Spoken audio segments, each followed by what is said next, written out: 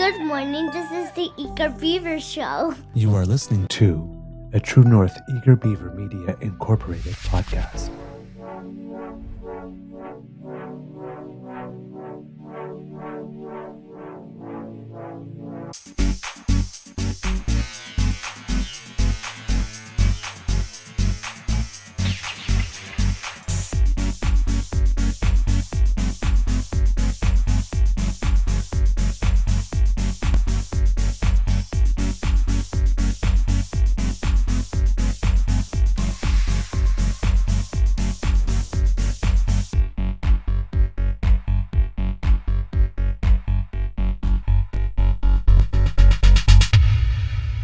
True North Eager Beaver podcasts are proudly brought to you by our founding sponsors, the Miss V Mysteries from Corvid Moon Publishing, your source for science fiction, fantasy, and cozy mysteries featuring a broad diversity of characters. PsychicTarot.ca, book your tarot reading and unlock your spiritual journey.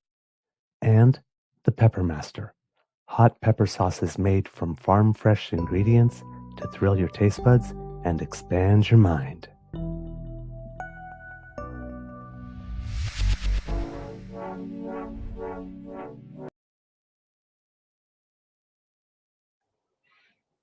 Well, good morning and hello, kids, and welcome to Season 4 and episode number 619 of the Daily Beaver Morning Show. 100% Canadian. Today, recording day is Monday, April 7th, 2025, and it looks like it's going to be a gorgeous day here at the Beaver Lodge. I am your host, the Eager Beaver, pronouns he, him, hey, Mr. Beaver A. And with me, as always, is my good friend, Mr. Grizzly. A big thank you goes to our podcast founding sponsors, the Pepper Master, the Miss V Mysteries from Corvid Moon Publishing, and PsychicTarot.ca. We've got a very, very, very packed show for you today. One narrative that we're going to follow, but really just a flurry of tidbits about a whole bunch of different stuff this weekend. But before we get into it, Mr. Grizzly, how is your mental health today, sir? In all things being equal, I'd say pretty good. I'm just a little tired. Again, feeling hungover for no reason. So, yeah, it's just exhaustion. I think it's because I fell asleep on the couch at 9:30 last night, and I woke up in a puddle of sweat. Went into my bedroom, peeled off my clothes, and climbed into bed. It's, just dehydrated more than anything else. So I had a big glass of water. Now I got a mug of coffee, so I should feel better eventually. Eventually. Yeah, again, same thing. Woke up with that hangover feeling, which is really weird because I had not had a drop of alcohol yesterday, and I was in bed before 10:30. I should have popped out of bed like I was toasted a toaster this morning. Hello. I was like, oh. So same thing. Mug of water today. No OJ, no smoothie, no hot chocolate. Just some good quality H2O. That's some high quality H2O. Yes. Make sure that Bobby Boucher. Yeah, Bobby Boucher. Make sure that the brain also stays moist. Well, because dehydrated brain isn't great. All right. Get some no, it's not great. A few things for you here. The first one, just a little bit of international news because we had been talking about this. The president, I think it was, of South Korea, if you remember, one day out of the blue in the middle of the night had just declared the equivalent of martial law, which didn't go over very well. He had done that because he was having trouble getting his agenda through. And I guess rather than working with other political parties and making some concessions, he just decided martial law was easier. So, yeah, that didn't work out very well for him. And turns out that there was an attempt to impeach him, which passed in terms of vote. But apparently that needs to be also sanctioned by the courts. So that happened on Friday. So South Korean President Yoon Suk Yeol was ousted by the Constitutional Court, ushering in an election after it upheld Parliament's impeachment over his imposition of martial law that sparked the nation's worst political crisis in decades. The unanimous ruling capped months of political turmoil. The decision now sets in motion a race to elect the next president within 60 days as required by the Constitution. Prime Minister Han Duck-soo will stay on as acting president until a new leader is sworn in. I don't know if you have the clip there, Mr. Grizzly. This is the judge reading the decision. 피청구인을 파면함으로써 얻는 헌법 수호의 이익이 대통령 파면에 따르는 국가적 손실을 압도할 정도로 크다고 인정됩니다. 이에 재판관 전원의 일치된 의견으로 주문을 선고합니다. 탄핵 사건이므로 선고 시각을 확인하겠습니다. 지금 시각은 오전 11시 22분입니다. 주문, 피청구인 대통령 윤석열을 파면한다.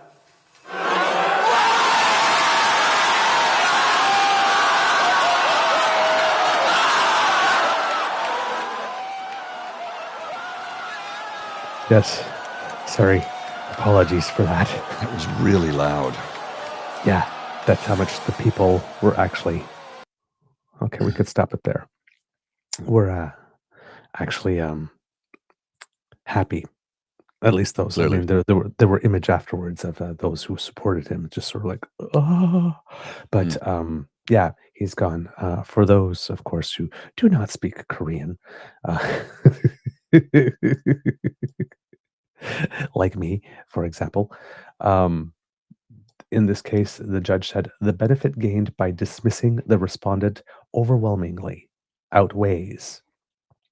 Sorry, pardon me here. Sorry, choking here. Overwhelmingly outweighs the national losses resulting from the president's impeachment. Therefore, I issue the ruling with a unanimous opinion.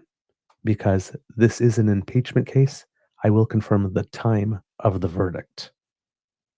Reminds you a little bit of a hospital setting, time of death. Mhm. It is 11:22 a.m. Order respondent President Yoon Suk Yeol is impeached. And Now, their impeachment seems to have some weight because that removes him from office, correct? I believe so. Because Officially. Trump was impeached, what, twice or 3 times? I can't remember. Yes. And still stayed in office. So it's kind of empty. Well, Trump was, when they say Trump was impeached in that he went through the process, but the process was never successful. In removing him. Yes. Yoon Yeol, the process was was successful. They actually voted in the legislature to remove him, unlike Trump, they did not. But in the United States, if the legislature had voted to remove him, that would have been the end of it there. Mm. In South Korea, it has to go through court as well and be approved. So it seems it was approved by the court. So it doesn't get any more official than that. He's gone. No. And now we're going to see whether or not there's going to be criminal charges laid and whether or not he ends up going to jail as a result. But he's gone. So again, Brazil can do it. France can do it. South Korea can do it. United America. States. What you waiting for? People are giving you the example. It can be done. You can remove a leader. All right. Other things. This update was as of Saturday, so I don't know how things have improved since, but tens of thousands of homes and businesses are still without power in parts of Ontario after last weekend's severe ice storm.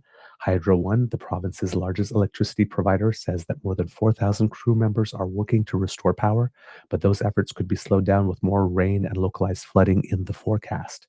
Power outages are expected to continue into next week and could last even longer for those in remote areas. I haven't heard anything whether or not there were more outages or any outages in Quebec or in Atlantic Canada and the Maritimes, Newfoundland, with regard to the storm. Nothing too much made the national news, so I'm hoping it went by fast without too much devastation for people. But if there was anything, please let us know. Nothing came through in the national news. Over the weekend as well, on I think it was on Friday night, if I'm not mistaken, there was a lockdown Parliament. That was Saturday. That was Saturday. It was Saturday? Saturday afternoon, around Saturday 2 p.m. afternoon. it happened. I was out of town. Yeah. Um, So, a little frightening because, one day ago was lockdown had been declared at the East Block on Parliament Hill. And it Well, seems, let's qualify the frightening statement there. yes, Okay. Let's qualify it. Yes, when this happens, it is frightening. yes, East Block is a building that is empty and is under construction, and the house yes, is not sitting, and it was a Saturday. yes, So, like, if you're trying to yes, prove a point, you pick the worst possible time, dude. yeah, indeed. Fortunately, no one was hurt. 31-year-old man has been charged with multiple offenses. In a news release sent Sunday morning, the Ottawa Police Service said the man entered the security screening area of the East Block Parliament around 2:40 on Saturday and began making threats to the safety of those inside. Quote, the man was isolated to the security screening area, and the Parliamentary Protective Service and the OPS attended to facilitate an evacuation of the building, surrounding area, the release said. According to officers, several packages were found in the area which were searched and cleared. Nobody was injured, and no explosives, weapons, or hazardous materials were found on the man.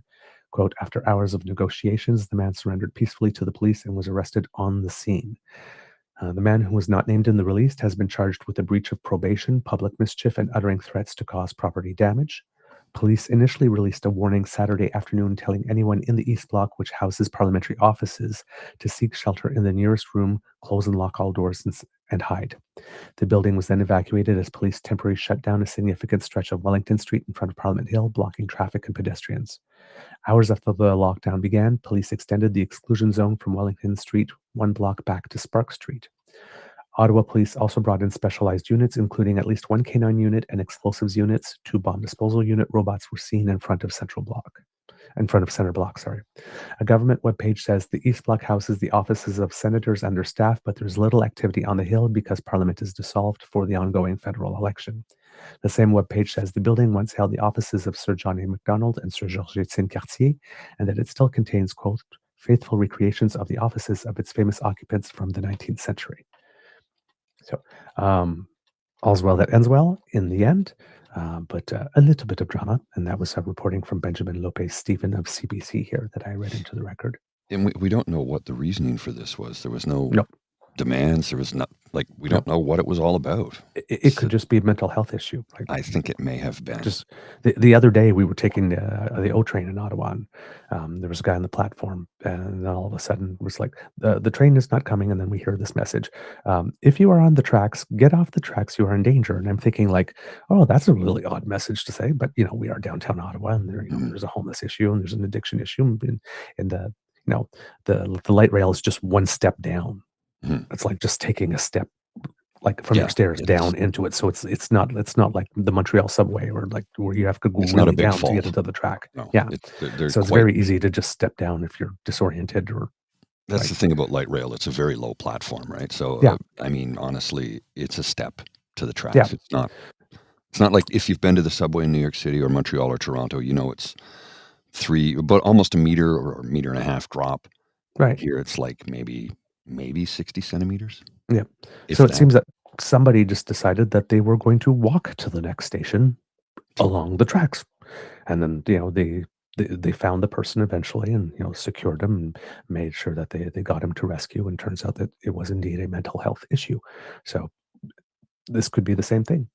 Well, I would think so, because if you were trying to strategically plan some sort of terrorist attack during a campaign on a Saturday in a building that is empty for construction purposes on a Saturday. After Parliament is not in session. Parliament's not sitting because any leader, they're not even here.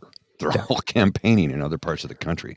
So I'm thinking it's probably a mental health issue and less to do with anything terrorist or protest-wise. But I could be wrong. But that would be my assumption as well, based on the facts that we know at the moment. A couple of other notes. If anybody remembers the name Ruth Ellen Brosseau, she was the candidate that earned a seat in Quebec during the Orange Crush when Jack Layton came along. They had nicknamed her Vegas because apparently during the campaign she was vacationing in Las Vegas at some point Yes. because she never really expected she would have a chance and then ended up winning. But it turns out that even though her French wasn't really great, Mhm. she brushed up on her friends and actually did very, very good work as a Yeah. constituency MP and got reelected the following election and They liked lost her. in the subsequent one. Well, it seems that she's back and she's running again Good for for her. the And NDP. at the time, so Vegas, she was a bartender at Oliver's at Carleton University. A Mhm. bartender or a server, I can't remember which, but I think somebody tried to call her bartender Barbie because, Hmm. let's diminish women every chance we get. Yes. Opposite politics. Yep. So, but like I said, she turned out to be an extremely good constituency MP who took her work seriously and got reelected And once. she was the one at the center of Elbowgate. Yes, as well. Yeah.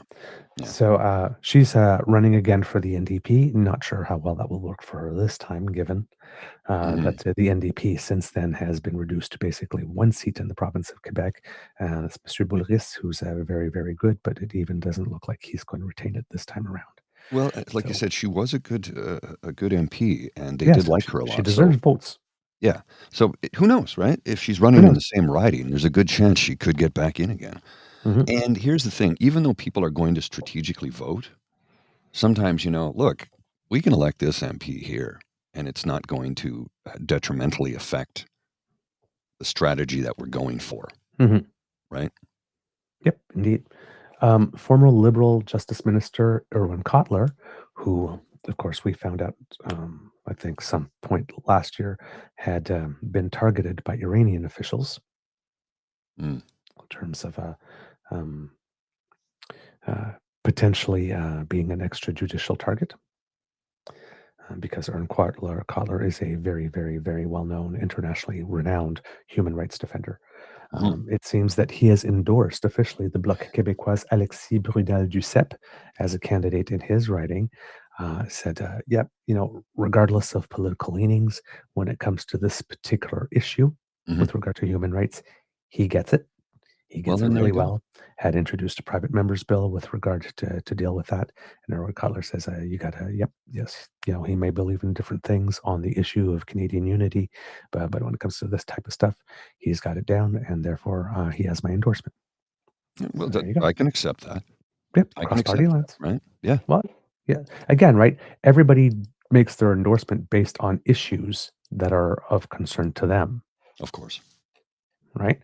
So he basically said in a social media post that Brunel Duceppe, quote, has been an outstanding member of parliament, a leading voice for the struggle for human rights domestically and internationally, and one who works across party lines in search of the common good.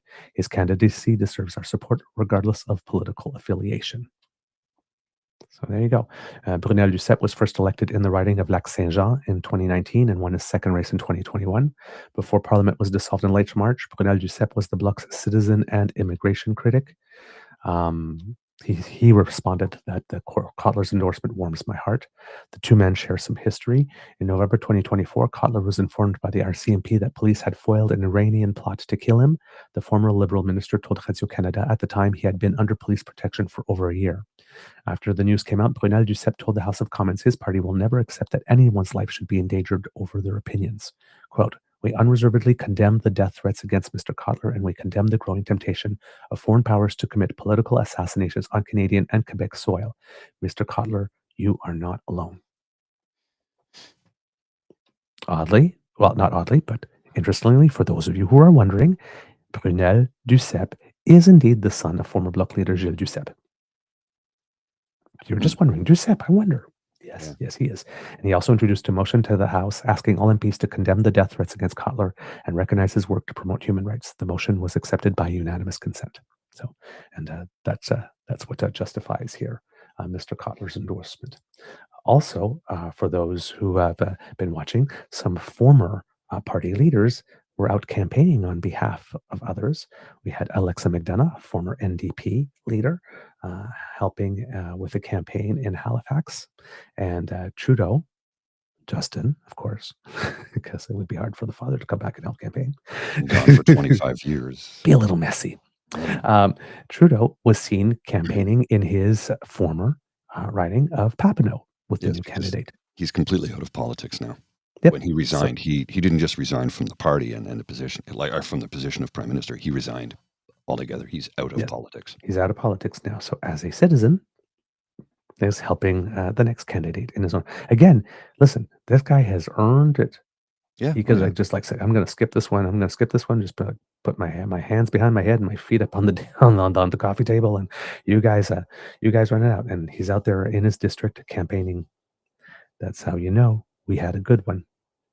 Well, doesn't leave the time behind. Doesn't leave the team behind. Can walk away, completely avoid it altogether, and chose not to, because he knows how important this election is to this country. Mm-hmm. Yep. And finally, in the sort of little tidbits, because we hadn't talked about it, but there was that whole brouhaha about the TVA debate, and everybody was wondering, I was like, well, will there be another opportunity, that type of stuff? Well, it turns out that there was one all along. Radio-Canada had a show called Cinq Chefs, une élection, 5 leaders, 1 election. And it's basically an interview type show where they have everybody come in. They have a 3 journalist panel, and they take each of the leaders one by one, give them some time, and ask them the questions. Now, unfortunately, it was not equal time for everyone, and the it was NDP only 2 hours. Yeah, but the NDP and the Green leader really got squeezed. Like the Liberal leader got about half an hour, and the Conservative leader got about half an hour, and the Bloc leader got about 22 minutes, and then the NDP guy got about 16, and then the Green guy maybe got about 9. So, that sounds about right. Yeah. So it goes back and forth. But for those of you who like information, some people prefer these formats more than debates because it's a panel of 3 journalists who are grilling, and then it's one-on-one, so there's no crosstalk with other. I like that format. I do. Because of that fact, you're not going to get somebody who's just going to interrupt or talk longer than they're supposed to, or speak over, and how many times have we seen debates where it's like, oh, moderator, do your goddamn job, mute that son of a bitch's mic. Right. And also sort of like, global warming is a very, very difficult problem. Some people will say intractable. Tell me, what are your plans and policies to help address it? You've got 45 seconds. Excuse me? Well, and then, of course, you'll get the response from a lot of people. Well, thank you for that question. That is a very good question. It was one that I feel is very important, and we absolutely must address this problem because it is a global scale problem. If we don't address it, we will have bigger issues in the near future. So our government is putting together a plan, and in that, you can waste your whole time and never say a damn thing. Exactly. So this was more substantive. There were some takeaways from this. Now, the first thing, when it comes to this, everybody's talking about quality of French. We really need to get over that for now. Well, he says his French is far from perfect, right? Well, listen, he says it. Everybody knows it. But can he be understood? For the most part, yes. All right. It takes effort, yes. But for the most part, yes, it can be understood. Does it appear to be mattering to the Québécois? No. Every public opinion survey seems to show it doesn't seem to be mattering. Now, admittedly, the 3 panelists were more patient, more indulgent with Carney, seeing how much effort he is placing. Also, perhaps the fact that it's, he's the prime minister and it's their first time questioning him one-on-one. And again, you just said the magic word there, the effort he's putting into it, which 40 years ago, any effort and you would have got ridiculed for. Oftentimes, I know, because I lived that experience. They made fun of me for my French. It's not like that anymore. Right. It has changed with the times. And I find most people in the province, La Belle Province, especially if you travel abroad and you go to France or any country that speaks French, any effort you put in is greatly appreciated. And I'm finding that is very much what is taking place in the province of Quebec these days and has been for a few years now. Yes. Because I think they realize, people realize they are part of a bigger picture, the global picture, number one. Number two, the advent of everybody having a high-speed internet connection. Well, not everybody, but the vast majority of the Yeah. population having access to a high-speed internet connection and realizing how much bigger the world really is. There was a time when somebody like René Lévesque, as an example, or Jacques Parizeau, were able to keep their people to a degree in the dark. Mhm. That time is long gone. Yes. Long gone. I mean, the Conservatives are still trying to keep Canadians in the dark I by know. lying to us. And it's like, you just said that. I have it right here in 4K high definition. I know. I can rewind and play it again and again. So yes, they were being indulgent, more patient, more definitely. There's no doubt there, right? You're gonna say, oh, well, they took it easy on him. Yeah. However, from the beginning of the campaign till now, as a Kit just noticed, his French has improved incredibly. Now, this caveat here, I've said it before on the show once, but in case we missed it, Carney's French, during the time he was governor of the Bank of Canada and governor of the Bank of England, was pretty good. Right? Now, he probably had to use it a little less as governor of the Bank of England, but I'm sure he had to use it somewhat because he's in Europe and there's France and there's Belgium and right, Luxembourg and all these other places where French is spoken, and he has to deal with them. But in Canada, he had to do it much more often, clearly. So he's lost a lot of it, but he's had it and he's getting it back. And you can tell that that's true by the rate at which it is coming back. Right. So you can tell that he did have it. You can tell that he's making an effort. And the thing is, as well, is that you have Pierre, who's more comfortable in French. And when you're comparing both of them, because Pierre makes plenty of errors as well. But as a francophone, you can tell when someone's speaking who has it in their heart and who just has it in their throat. Right. All right. And from the answers, Carney was trying to give substantive, meaningful answers using elevated language that would respect the audience, right? Mm-hmm. Not everything came to him. But he made the point of saying, like this, like, I understand a lot, right? And I think a lot of people who have different language, different proficiencies in different languages, right? For example, if I'm reading Italian, if somebody's talking to me, I can't understand a lot of it because it goes fast. But if I'm reading it, I can sometimes get the gist. They're talking about a bank robbery that happened on Saturday in this town here. It's like, yeah, but I don't have all the color and texture of the article, but I can read an article and I can kind of pick up some elements there. He understands more than he can speak, and he understands it much faster than he can get it out when he's speaking. And you could tell because he was actually answering the questions. Right. Right. Pierre has more ease, but he has a lot of problems. If you're a francophone and like you're one of those purists, like, ooh, that's that word, ooh, that pronunciation, there's a lot of that too. If you wanted to get picky, but he doesn't. Somewhere during the exchange, the journalists started speaking slower and using simpler words with him because they couldn't tell if he actually understood the question because he wasn't answering them. Interesting. Like one time he was asked specifically, directly, what is it about you? Given that you have like some certain policies that are similar, what is it about you? What do you bring to the table that would make you the better person to deal with Trump than Carney? And then he goes into economic stuff like this. He did not talk about himself at all in the answer. Well, I mean, when you're asked a question about you and you cannot talk about yourself, and this is not the first time we've noticed that during this campaign, that he sidesteps the opportunity to talk about himself. What did you bring? What qualities do you have? What knowledge? What are your? Yes, he'll just start talking about the other person. So when you're asking someone a question, like formulating a question that way, and they start talking about it, you ask it again a little more slowly. So, well, Well, how many times have we seen him being interviewed on Radio Canada, and he has, been directly confronted by the interviewer, say, "But sir, what you're saying is not true. Please answer the question."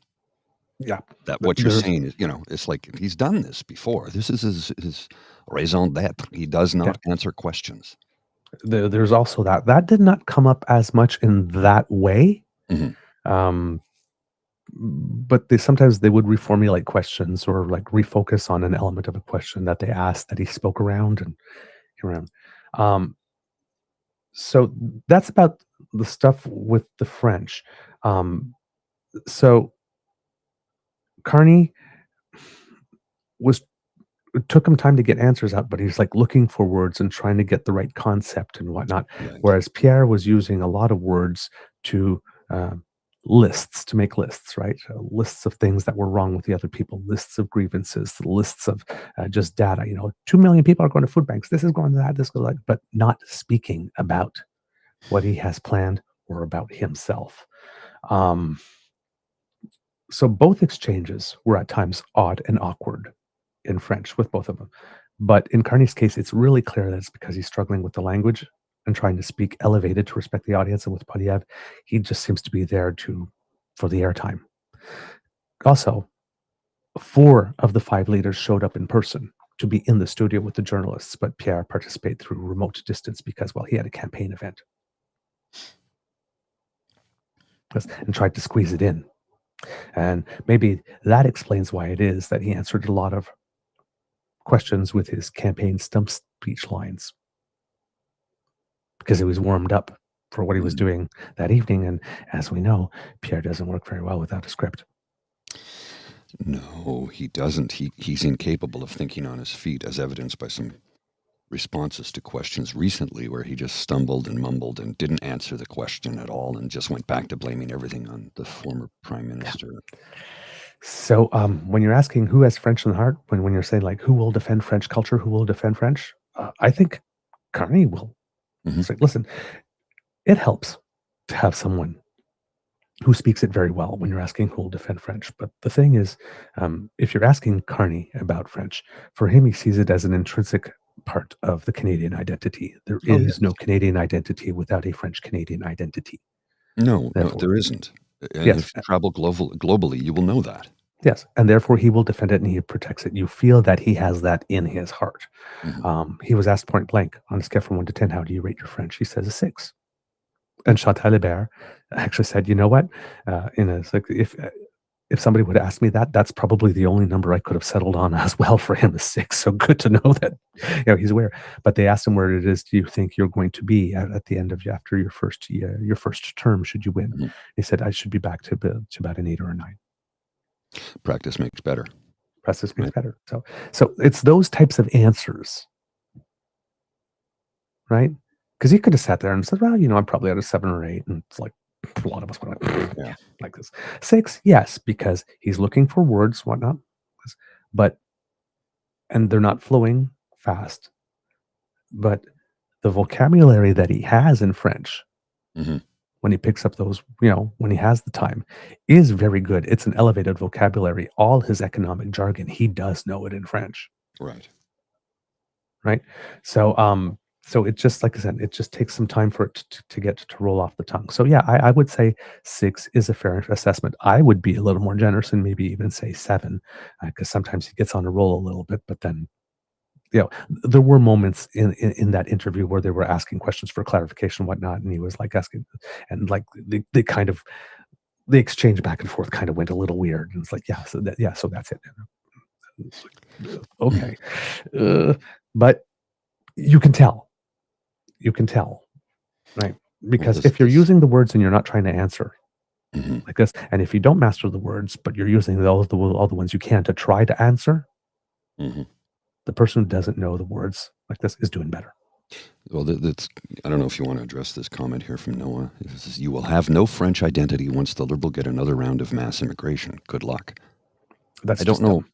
Well, Noah, you're not informed here because Quebec brings in a lot of immigrants, and the vast majority of which are French speakers. Yes, Quebec has a lot of control over its immigration policy. And again,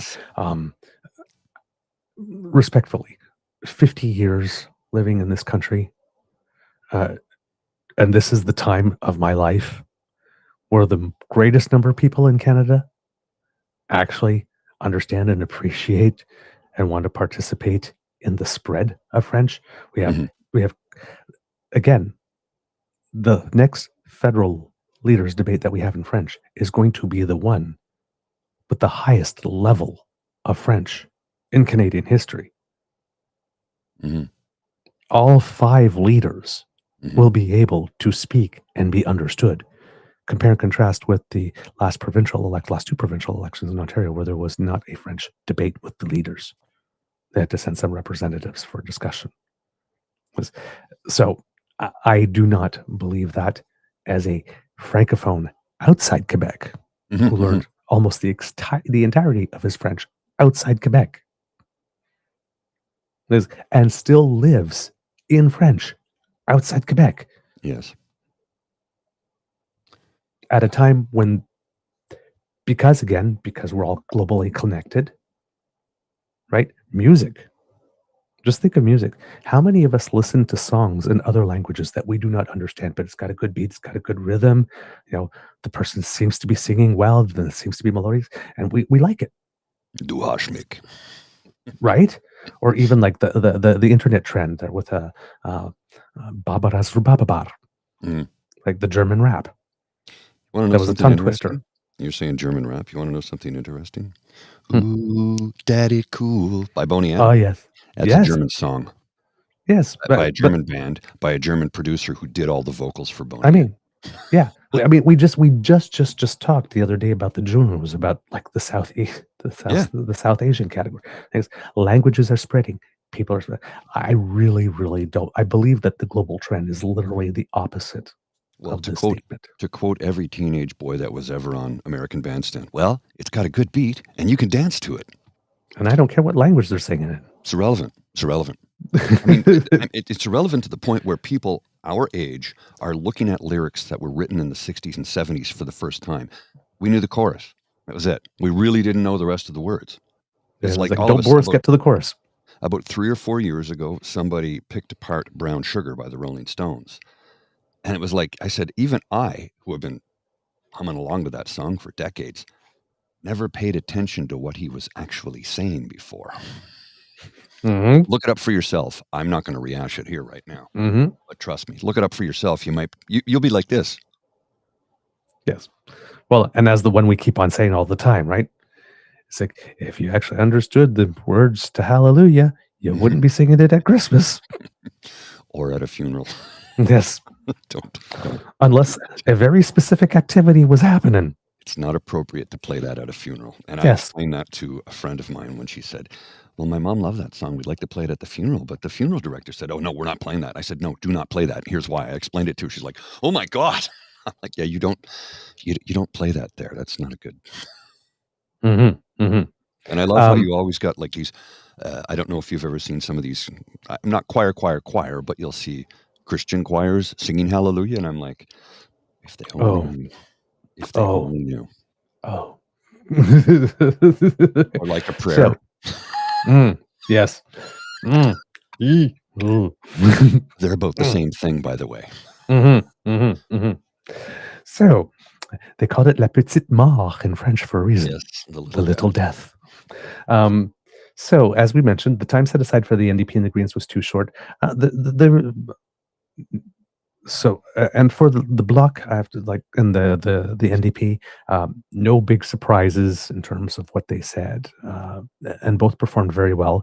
Jagmeet Singh is the leader with the third best quality French right now. So it's Blanchet, Pedneau from the Greens, then Singh, then Poilièvre, then Carney. and Carney is a 6 out of 10. So. Linda, those are exactly the songs I'd want at my funeral. That's going to be. That'd be a good. Linda? That'd be a good time. And that's why we love you. You can sit next to me right here. Just sit right there.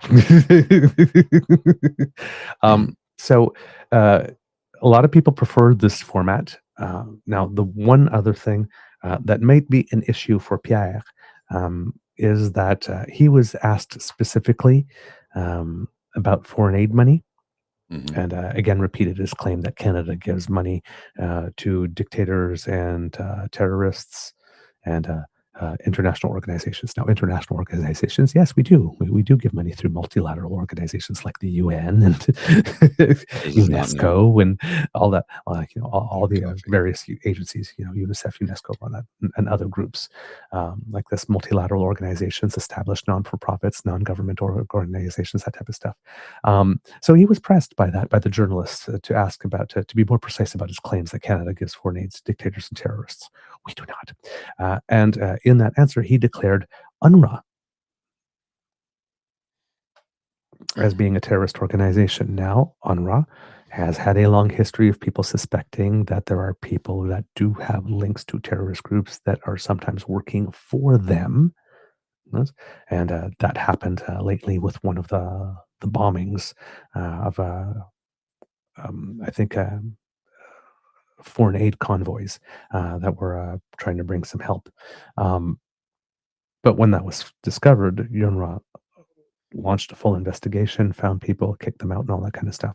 So there's a difference between being a terrorist organization and living in that part of the world and being an organization that sometimes, some people tend to infiltrate, that type of stuff. This could become a campaign issue because about 5% of the Canadian population is Muslim. Yes. And UNRWA is the only organization that has the okay to distribute aid in Palestine. Right. So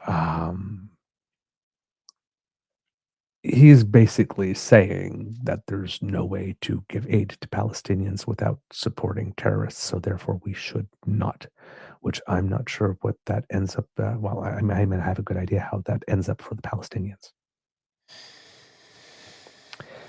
So that there's being all in on Israel, and then there's being all in on Israel to the point where you're advocating genocide by less than benign neglect. Yes. Well, how many times has their water supply been cut off? Yeah. That's murder. Yeah. That's 2 days without water, you're dead. Yeah. 2 days. So that's murder. Yeah. I'm not sure if this comment will be picked up upon again because it's been said in French. But it should be an issue. It really should be. So there you go. That's the cinq chefs une élection. And again, because that was held, it sort of really makes. I can understand now why the TVA debate thing is kind of moot, because if there was a face-à-face TVA and then cinq chefs une élection and a French debate, and then in English there was only just an English debate. It would be nice if this format was taken up somewhere in English. I would like to see it. 5 one-on-one interviews like this. They're aired back to back to back to back. Oh yeah. Do you really think though that Pierre Poilièvre is going to sit in front of the CBC or CTV or Canadian Press? Nope. He won't. He won't take questions from them. Like I said, he phoned this one in, right? Literally. He couldn't even bother to show up in person, show them the respect. He doesn't care. Right. I mean, he wasn't that far away. He doesn't care. He doesn't give a shit. Kingston, Toronto area. The event was in Montreal. He could have foregone one rally one night. He could have gone in the afternoon and pre-taped it. Yeah. Right. He just couldn't. He just couldn't care enough to go. To go. And that's going to land too. Oh yes. Because he was the only one. If 2 or 3 had done it, that was one. But he was the only one.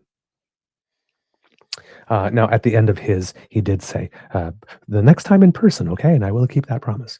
Now, to give Pierre credit, because I don't want to poo-poo credit on Pierre all the time, there was one answer that he gave that was really, really good. They asked him about Bill 21, because Pierre's position seems to be in Quebec as well. Let the provinces do what they want. So he's that way with Bill 96. He has no problem with language like Starbucks having to put up signs that says Starbucks Cafe rather than Starbucks Coffee or whatnot on there. Cafe Starbucks. Yeah, so he doesn't have any problems with that. But he is having some problems with Bill 21, which is the one that has to do with ostentatious religious symbols and secularism. Hmm. And he too is saying, Mark Carney, when he's asked about that, he says, "I have no problem with wanting to protect the language. I have the problem with the preemptive use of the notwithstanding clause in bills." Hmm. Like just start. And Blanchette was asked about that and says, "Well, I mean, I have no problem with that whatsoever." Yeah. It's like René Lévesque when he was, prime minister of Quebec, he put the notwithstanding clause on absolutely everything, Yes. everything, no matter what. So I have no problem with that. So that's Mark Carney's thing. He's trying to not make it about a language, trying to make it a process issue. With Poilièvre, he just turned around and said, "Well, it's like."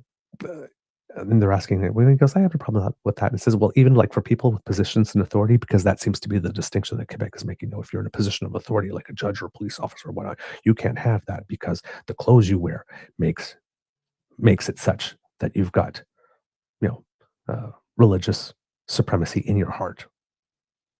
But if you just take off the turban, then everything's fine.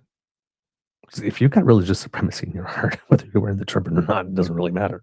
You're Yeah. going to behave in such a way, right? And the fact that you're wearing it doesn't. But for them, that's the thing. And like Piaz's going, well, yeah, but on my personal security detail, like there's an RCMP officer who has a turban. What am I going to tell him? Sorry, you can't have your job Yes, exactly. because you got one. It's like you're protecting, you're defending my life. You're putting like this. Clearly, this person is not letting the fact that they subscribe to a religion that is different from mine stop him from doing his job appropriately to protecting me. So I'm sorry, it's just, I respect your thing, but I can't support that. You know what? That's actually a solid answer. Hmm. Yeah. Well, So credit what credit's due. Broken give him clock. credit Right? like this. But the interview was bad. Mm. Was bad overall. And bad because he just would not engage. Really, he just would not engage in a meaningful level. It's not a surprise, though, is it? Are you No, surprised by that? not really, not really. But it was just like, come on, man. Mm-hmm. Now, they asked in-depth, pointed questions, that showed that they were researched and they knew their stuff. And you could tell that if you were BSing on the first one, they had the follow-up next. It's like, oh yeah, really? Let's go. So, not an easy interview as well. The journalists that were there, I have to commend them. The only thing, only reproach that I have for the journalists is that Jonathan Pedneau from the Greens at the end was being asked about fiscal stuff. And because Greens are different, they do things differently. And so there's a lot of people that turn around and say, well, that's not serious or that's not possible. And so, yeah, it is actually if you do it this way, but it's just a different way. Mm-hmm. And people are not used to it. And one of the journalists at the end was asking them like quickly about this. And they go, yeah, but that a lot of people are saying that that's ridiculous and that can't happen like this. And she did that final editorial comment as the music was playing and credits were rolling in the back, and the show ended like that without him having an opportunity to respond to that at all. That's pretty much a low blow. Mm-hmm. Like this, as shows. So let's finish with your costing. Like a lot of people says that that's not really realistic. Okay, we got to go. Do. You don't do that to a guest. So everything from the journalist was absolutely perfect until that one last little moment right at the end. Because where Jonathan Pedneau got screwed. There's no other way to call it. He got screwed. Yeah, well, that's not surprising to me at all. The Greens, they get very little respect. I mean, the fact that he just got 9 minutes when everybody else got over 10 to start with is a sign. But then they leave the ending lasting impression being that. Mm. Yeah, not great. He was done dirty a little bit there. So that's a lot of the sort of tidbits. The polling stuff. A little movement, not a lot. but a little bit of movement. The CBC poll tracker is the one that's showing the best results for the Liberals at the moment. They see some gains over the course of the weekend, a little bit of a tightening yesterday, but Liberals with a 6.5-point lead. Their seat count now at 203, which is the highest it's been under the poll tracker, and the Conservatives at 118, the Bloc Québécois at 17, New Democrats at 4, Greens at 1. With 338 Canada, they are starting to get a bit of a wider margin. They had the narrowest margin, but over the weekend, their margin between both major parties increased to 7%, so starting to match what we've seen in other aggregators, with, again, the Liberals leading in every province or territory except for Alberta and Saskatchewan. And the seat count, having the best seat count so far from 338 with regard to the election for the Liberals, sitting at 195 now, with the Conservatives at 122, the Bloc at 16, the NDP at 9, and the Greens with 1. And then finally, if we are looking at Polling Canada, again, a slight narrowing of the polls that they're seeing. They had 2 new polls come in on the 6th, Abacus showing them tied again, Ipsos showing a lead of 12 for the Liberals, Main Street showing a lead of 2, Liaison a lead of 5, and Nanos a lead of 6. So again, Abacus and Innovative, both being outliers on showing that the race is closer than everybody else is there. And with Polling Canada, they also have a 7-point lead nationally for the Liberals, 44-37, with the NDP at 9, the Bloc at 6, the Greens at 2.7, and the People's Party at 1.8. Wow, that's higher than I thought. Yes, well, actually, People Party is going down, actually. They've been in the 2s pretty much solid. So I would suspect that at some point, Pierre's less than stellar performance might start driving some votes back, but that has not been the case yet. Well, the most I've heard from Maxime Bernier was on April Fool's Day. Yeah. I've basically not seen him during this campaign. Only April Fool's Day and one other time. I've only seen his name mentioned twice. Yeah. So I don't know where he is. And then with Polling Canada, we see 202 for Liberals, 121 for the Conservatives, 17 for the Bloc, 3 for the NDP, and 0 for the Greens in this one. So that's where things are standing at the moment. And, well, when we left last week, we were talking about some candidate issues, because a lot of them were dropping like flies. They've now dropped, what, 5? 5 now. Mm-hmm. So we're going to have to bring in the count. It's like, Well, Sesame yeah. Street, can we borrow that guy? 5 conservative bozos. I love to count. We have the best vetting process. See how we gotten rid of these because we vetted them. If you vetted them, they would not have been candidates. Yeah. So it would seem that there have been a couple of others, and not all conservatives. The first one, and this is our good friend David Kleiman-Haga from Alberta who wrote it, but there's a former Edmonton Ellerslie NDP MLA, Rod Loyola, who was briefly the federal Liberal candidate in Edmonton Gateway. Well, he's been given the boot. So according to David here, if vetting federal political candidates was as strict in 2004 as it needs to be today, would Pierre Poilièvre have made the cut as a candidate? I wonder. Since candidate vetting by national political parties is as rigorous as it is in this age of social media, where any injudicious thing we say is likely to live online forever, is the quality of the candidates we're getting better or worse? I'm not confident I know the answer to either question, but they're both worth asking.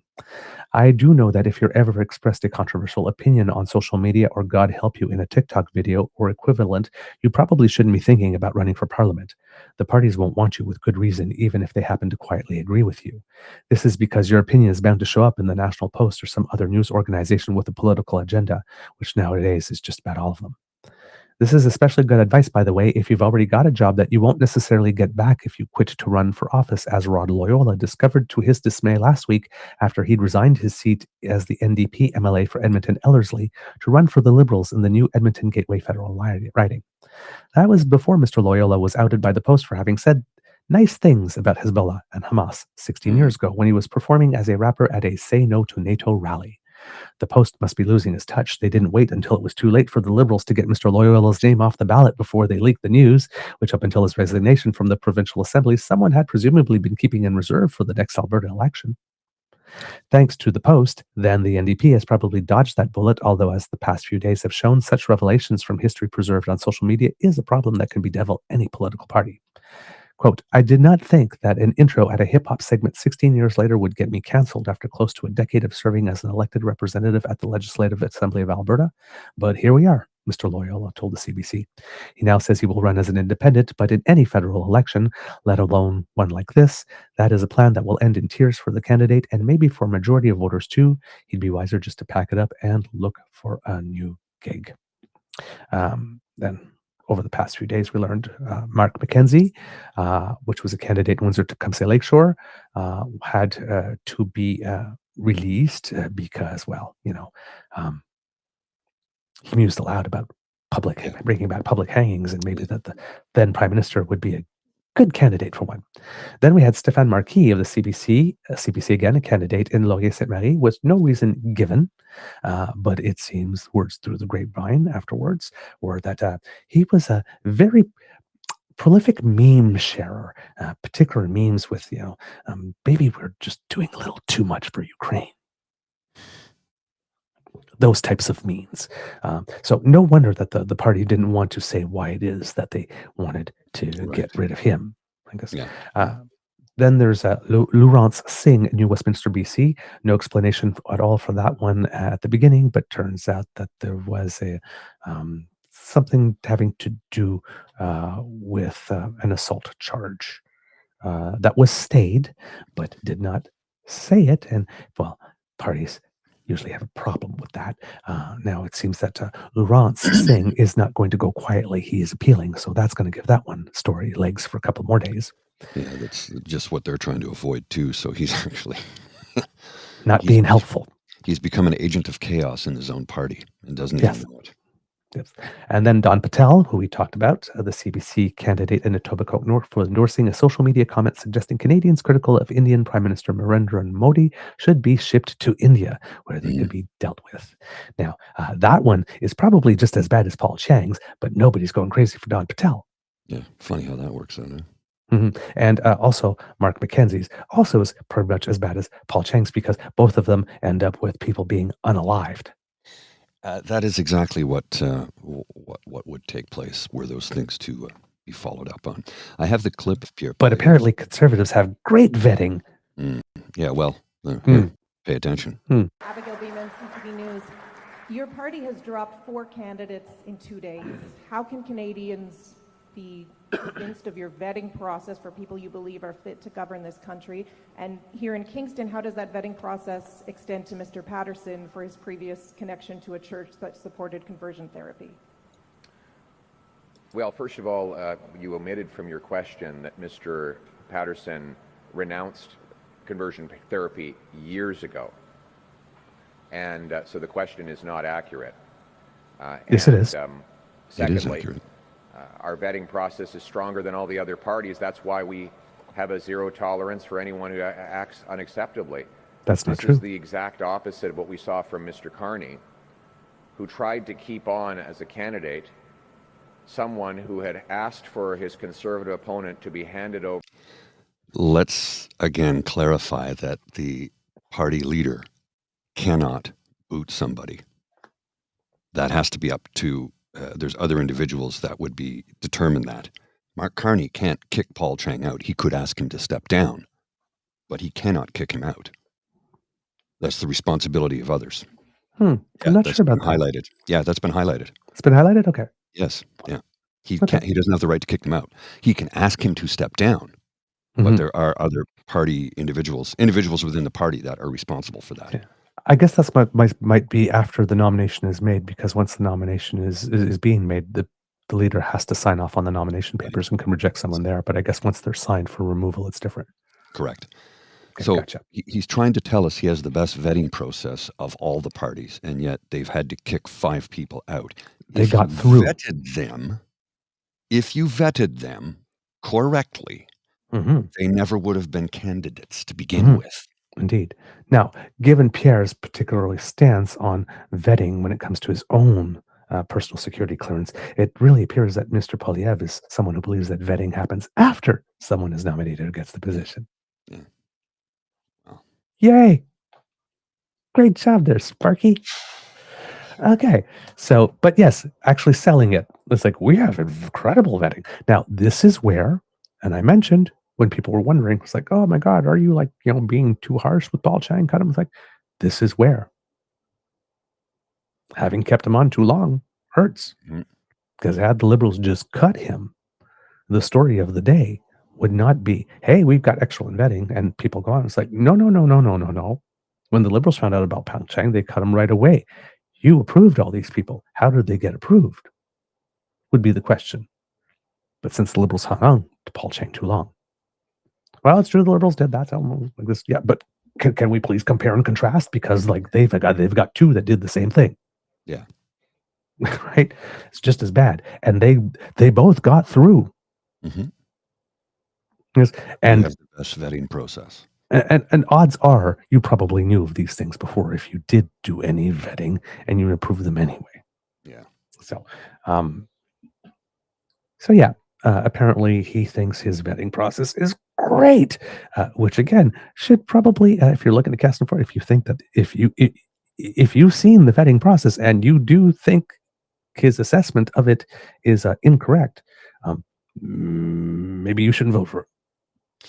Because he's the type of person that would say, "Hey, what do you mean? What do you mean there was something wrong with that call? It was a perfect call. It was a perfect phone call. The most perfect phone call you ever had." Shall we talk about his riding? And we could, yes, yes, kids and cubs. These are the list of all the candidates in the riding in which Pierre Poilièvre is trying to defend. You will notice that there's a lot of them. Yeah. And there's one name that keeps on popping up on the right, in the right column. Thomas Souchouis. I think I said that correctly. Yes. He seems to be the campaign coordinator or the whatnot for almost all of these candidates. Well, so as it turns out, I'm reading a note here. It says Thomas and Kieran Souchouis are the organizers of the pro-proportional representation movement, the longest ballot, in quotes, which is also protesting in Chrystia Freeland's riding.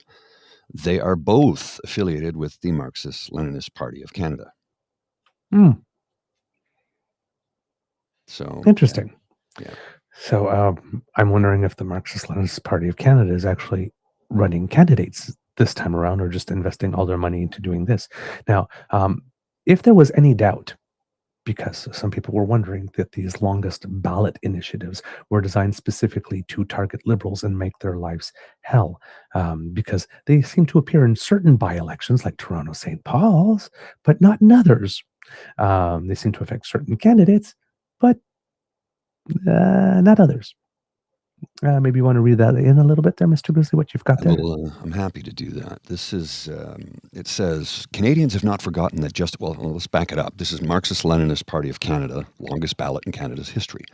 Canadians have not forgotten that Justin Trudeau broke his promise to make the 2015 election the last first-past-the-post election. Canadians remain unsatisfied with the archaic and out-of-touch political system, which Justin Trudeau and Erin O'Toole call a democracy. An opportunity every few years to vote for the lesser evil is a far cry from what Canadians deserve. Our democracy is one that is designed to keep the voices of ordinary people out and concentrate on power in the hands of a few. I can't really disagree with that statement. Yes, but disillusioned with voting for those that don't represent them. Instead of accepting apathy and alienation, we decided to do the opposite and engage directly with our democracy to make ourselves heard. We are now happy to celebrate our success in creating the longest federal ballot seen in this country's 150-year history. We mobilized ordinary Canadians from all walks of life and from a diverse range of political opinions to stand in a single riding at the heart of the country, St. Boniface, St. Vital, Winnipeg. We collected nearly 1,600 individual nomination signatures from local residents who were excited to see regular people stand up for a better democracy. Section 3 of the Charter explicitly grants every Canadian the right to stand for election. There is no reason why we should accept our lot just as voters. We can do more. We believe a democracy in which everyday Canadians have a bigger voice will forever remain a distant dream until we start to exercise our democratic rights to their fullest extent and stand up with our own voices against the politicians who seek to speak on our behalf. Some will call the longest ballot frivolous, inappropriate, or just ballot clutter. We must disagree. There's nothing inappropriate about having a regular Canadian exercising their charter rights and engaging directly in politics. The rules and model of our democracy is determined by the winners of the last election. This is neither fair nor democratic. We have shown what a few people can accomplish, and we will continue to work hard to bear pressure on the administrative and conceptual limits of our electoral system, with the widespread calls for democratic reform are answered. Until the widespread calls for democratic reform are answered. Towards a better democracy, organizer of the longest ballot, Thomas Suchwitz. Okay, so I do not know what they think they're winning. Here's the thing. It's a protest is all it is. Yes, I mean, listen, you're allowed to do this. It's fine. We probably need some new laws from Elections Canada that says that each candidate probably has to have their own representative. I would think. So that one person cannot do this. Because here's the thing, right? The principle, every Canadian is entitled to run of a certain age, right? Yes. But you have to have an offer. Go to all of these candidates and ask them what their policy is on Arctic sovereignty. They have no position on any of that. Well, it's not fair of me to say that. Well, I'm assuming they have no position on that. I could be wrong. I find it very hard to believe that the entire list of candidates has a full policy plank, full policy platform on all the things that matter. Right? This is a protest. It is a protest, and it's a stupid one. So you've managed to get on the ballot. You've managed to make it long. You managed to make the count longer and all that kind of stuff. Fine. But what have you actually accomplished? It doesn't move. This presents us an argument against the reforms that you want. Yes. What you're doing right now, I see no difference between, being invited as the guest of honor in a parade and stopping the parade like this to get the one-day publicity hit, but then you lose all your new allies. Mm-hmm. And this. So, but it is happening in Bruce Fanjoy's writing, which is Carl, writing, which is Pierre Poilièvre's. Pierre Poilièvre's writing. Yes. So, interesting that it always seems to be in writings where they really don't want the Liberal candidate to win. Okay. Stay tuned on that. Now, the Conservatives have had a couple of other problems. On Friday, Pierre was in Montreal making an announcement having to do with intimate partner violence. And on the same day that happened, candidate number 5 was dropped. And you will never guess what for.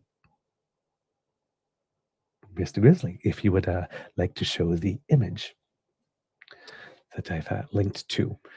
Is it this one right here? Alberta politics? On the same day candidate 5 dropped, and there's a link to images right. Oh, sorry, I had the wrong link. Yeah. Sorry.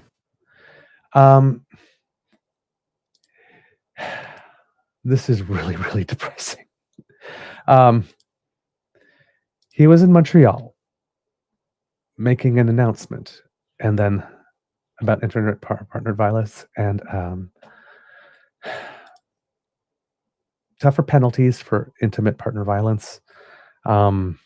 Again, sort of a bit of a mandatory minimum thing. They're not necessarily bad policies and whatnot that he's that he's introducing here, but it could be following a similar unconstitutional model that has been proved before and has failed before in courts. But he was there with advocates from two groups. Advocates, not from two groups, advocates who were survivors of intimate partner violence themselves, and thanked them for sharing their stories. And they pledged to create a new criminal offense of assaulting an intimate partner and pass a law to require the strictest possible bail conditions for anyone accused of intimate partner violence. That would include, Poilièvre said, GPS ankle bracelet monitoring for those who are allowed out on bail. The Conservatives are also pledging that the murder of an intimate partner or a child would be treated as first-degree murder. So there has been no specific plan unveiled on the part of Liberals or the NDP on this issue yet. So that will probably come later. So he's first out of the gate with this one.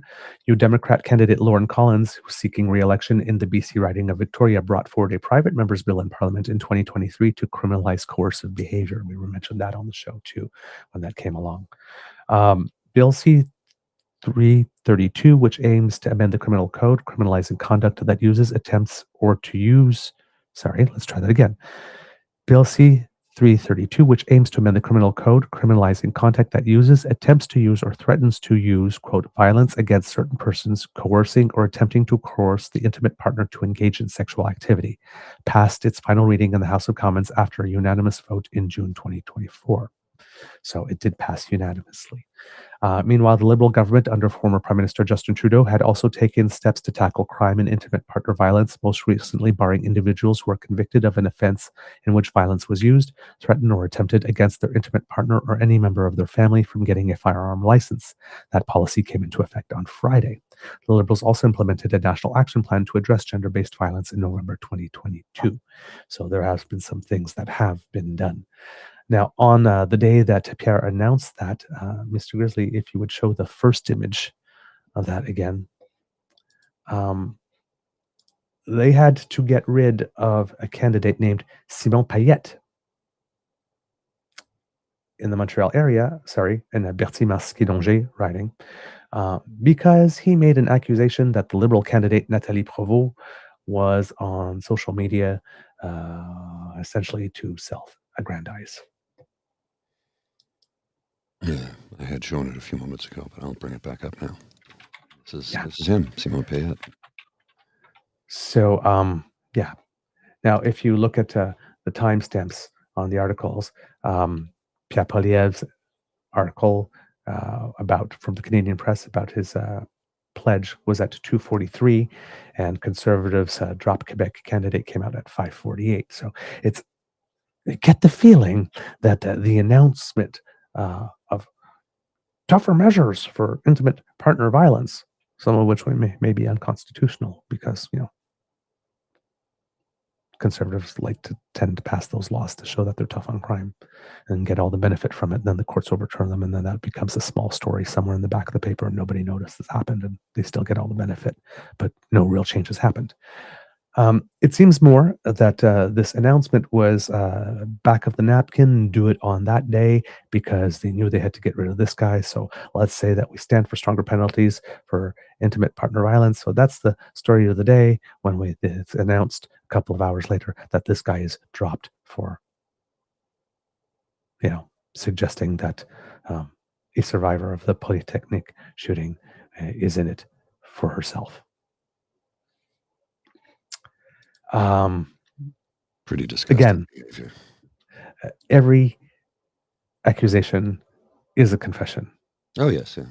And I am pretty sure that Simon Payette was running not for himself,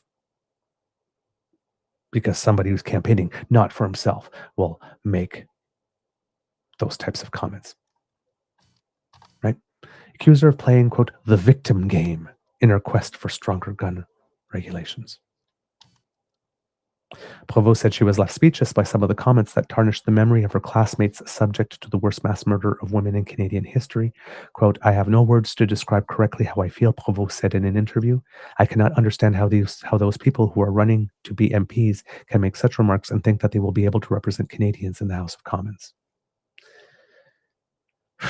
Payette left a series of comments on Provost's Facebook page in French beginning Thursday night and into Friday, often taunting her to participate in a live debate with him. "Debate me, debate me, debate me." In one post he wrote he would look her, quote, straight in the eye as he tears up Bill C-21, the gun control law passed under former Prime Minister Justin Trudeau. He said he would use the bill as toilet paper every time he uses the bathroom in Parliament. "It will be uncomfortable, but I will do it to bring justice to all the country's sports shooters."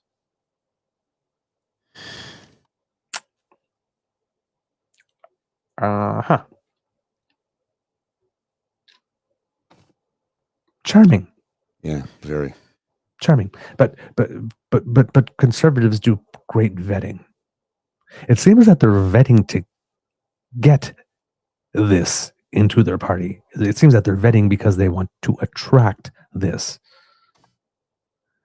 Because when they were leading in the polls and these people got nominated, they seemed to have no problem whatsoever with these people being part of their roster. Then things did not get better because, as we saw in that clip, we're talking about Brian Patterson, who Pierre Poilièvre just dismissed with the back of the hand, shoo, away, any concerns about conversion therapy because, well, he had denounced it years ago. How many years ago? Because it could just be 2 years ago, and that would qualify as years. Mm-hmm. Was it a 20 years ago denunciation? Well, there's some video out there of a show called The Cave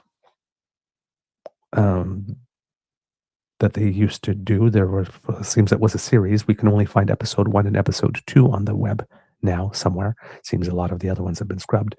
But in that video, youth pastor Brian Patterson is at church with his wife, and they're ministering to young people.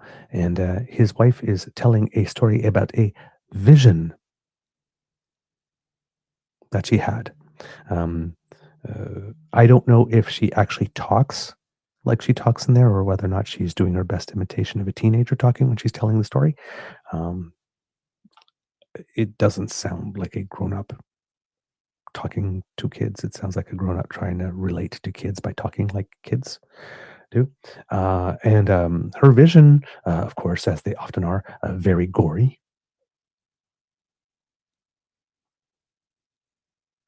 And then, of course, people, spirits or whatever it is, in the demons or whatever, and angels were not doing the right thing, and then telling the kids that it's that's what the preaching is supposed to be about. It's like all of these people have to become these white lights that go into thing and pull people out from the darkness.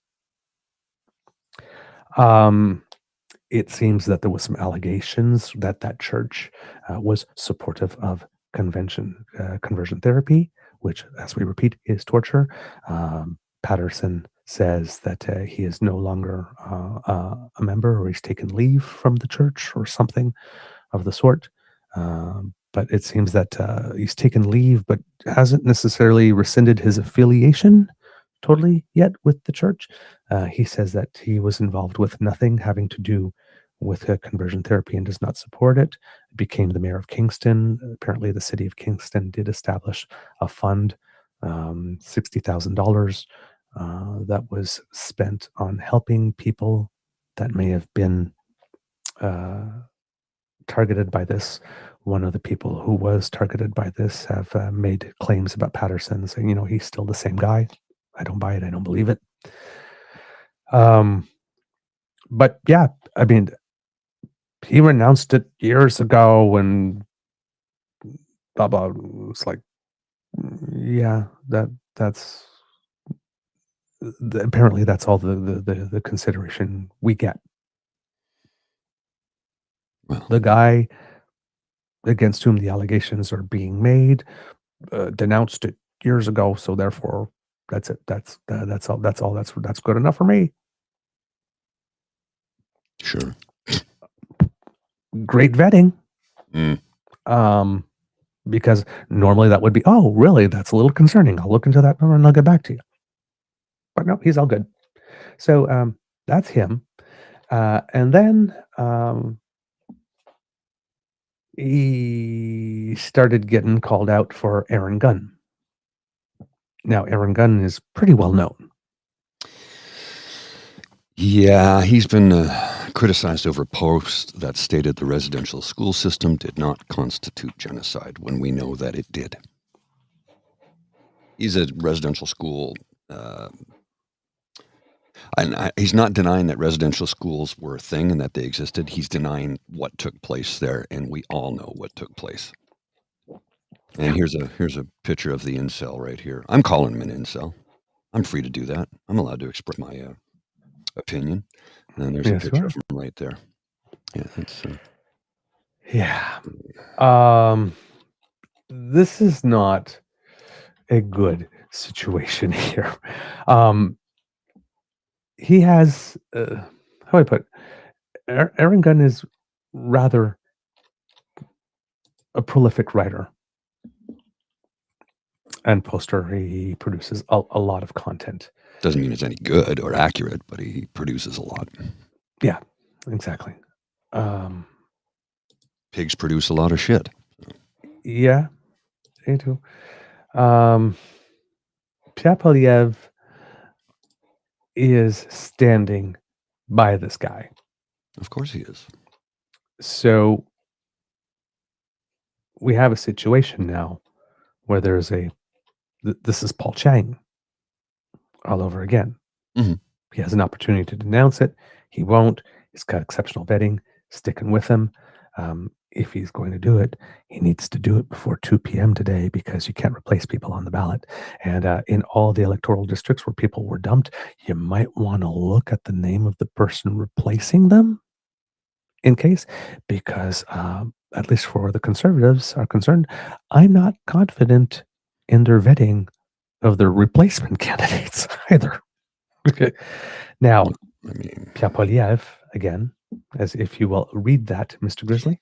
Canada's Aboriginals need to learn the value of hard work more than they need compensation for abuse suffered in residential schools. And he said that in June of 2008 on the very day that the apology and payout was the financial. Just the apology. It was just the apology that day? Just the apology in the House of Commons. From the Prime Minister, from then Prime Minister Stephen Harper. And he went on CFRA radio here in Ottawa, yes. 580 CFRA, which is a famous station in the Ottawa Valley. It's not as big as it once was, but at one time it was the #1 station in the country. It had a very big audience. In 2008, it still had a very big audience. Maybe less so today, but there are people who still listen to the radio, thankfully. And you can listen online as well. So, but yeah, this is his opinion of things. So if he asks Aaron Gunn to step down, shouldn't he himself step down for what he said in the past? You read my mind, Mr. Grizzly. That's exactly where I was going with that. Of course, Pierre can't denounce Aaron Gunn for residential school denialism. Because Pierre himself is a denialist. Yeah. So he stood by him. Mr. Grizzly, I just sent you an additional link to something from Brandy Morai. She's absolutely excellent and exceptional. Wish we could have her on the show at some point talking about this issue because she's not going to be quiet about this, and rightfully so. Did she not run for NDP leadership? Was she not in that? I can't remember now. The Alberta one? Yes, Party? Alberta NDP leadership. No, that was Jody Stackhouse, I believe. Oh, sorry. Okay, I think. Go ahead. Bring it on. Bring it on. Bring it on. Go ahead. You didn't say they all look the same. No. I can't remember everybody's name. Tansei, hello. I'm speaking to you today not just as a journalist, but as an Indigenous woman whose family has lived. Okay, now I do remember her. Yes. I've seen her clips. Incredibly good reporter. Yes. I was mixing two people up. I apologize wholeheartedly. Lived with the generational trauma of residential schools. What Pierre Poilièvre is doing right now isn't just disturbing, it's dangerous. And we need to call it exactly what it is. I've seen Aaron Gunn's contempt for Indigenous rights firsthand. A few years ago at a Trans Mountain Pipeline expansion protest in Blue River, I watched as Gunn openly mocked and bullied Indigenous land defenders.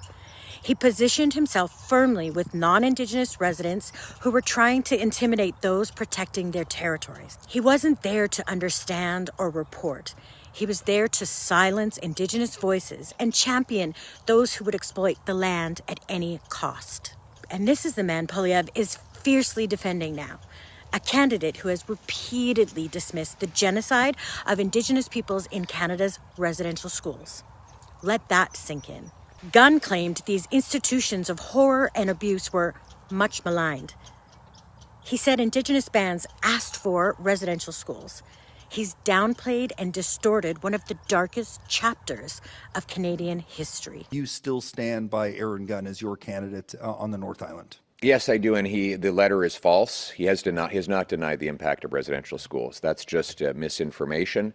In fact, he has said that he wants to continue to condemn the residential schools and build stronger partnerships with First Nations people to unlock our resources so that we can produce incredible paychecks and opportunities for First Nations communities right across British Columbia. And when confronted by the Union of BC Indian Chiefs, the BC First Nations Leadership Council, and dozens of elected officials demanding Gunn's removal, what did Poilièvre do? He dismissed them all. He called their concerns misinformation, and he turned his back on the truth. This isn't a minor political misstep. This is a man revealing exactly who he is and what kind of Canada he envisions. Every time I hear these dismissals of residential school horrors, I think of the children who never came home. I think of my own family members who survived but carried wounds that haven't healed for generations. If Poilièvre is willing to stand shoulder to shoulder with someone who attacks Indigenous sovereignty, denies genocide, and diminishes the trauma of survivors, then make no mistake about what kind of prime minister he would be. This is a man showing us he's comfortable erasing Indigenous pain when it's politically convenient, that he'll choose the politics of division over reconciliation every single time. We've worked too hard. We've come too far in facing our national truths to let a potential prime minister drag us backwards, to let him rewrite history while survivors are still sharing their stories, while communities are still searching for their children in unmarked graves. I want to be crystal clear. This isn't about partisan politics. This is about fundamental human dignity, about whether Canada continues to walk the path of truth and reconciliation, or whether we allow leaders to erase our history and silence Indigenous voices. The choice Poilièvre has made in this moment tells us everything we need to know about the choices he would make as Prime Minister. And that should terrify every Canadian who believes in justice, truth. Damn straight. Let me go, I'm going to go grab my lighter to make sure the gaslight that Pierre tried to gaslight us with is still lit. Yeah. That's misinformation. No, it isn't. No, it isn't. It isn't. And there's got some tweets here. Ottawa Sir John A. Macdonald Parkway to get a new Indigenous name. National Post writes, this is January 19th, 2023. Aaron Gunn. Why does the National Post, which claims to be Canada's conservative paper of record and employs great columnists like Rex and Tristan Hopper, etc., also publish regurgitated far-left historically inaccurate garbage from the Canadian press like this?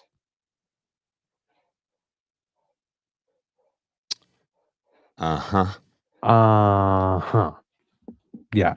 Oh, and I'm sure, you don't have to look very far to find other examples for him.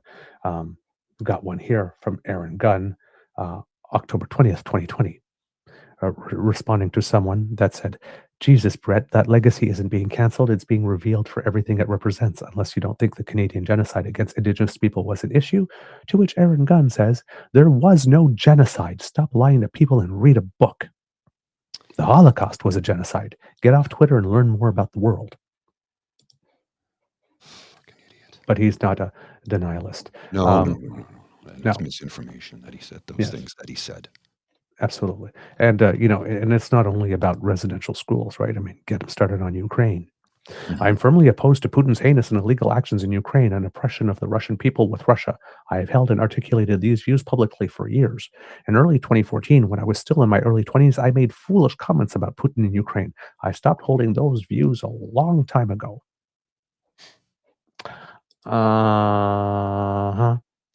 I just noticed the time, and I neglected to mention that I needed to leave at 8:30, and it's well past that now. I have an appointment I have to get to.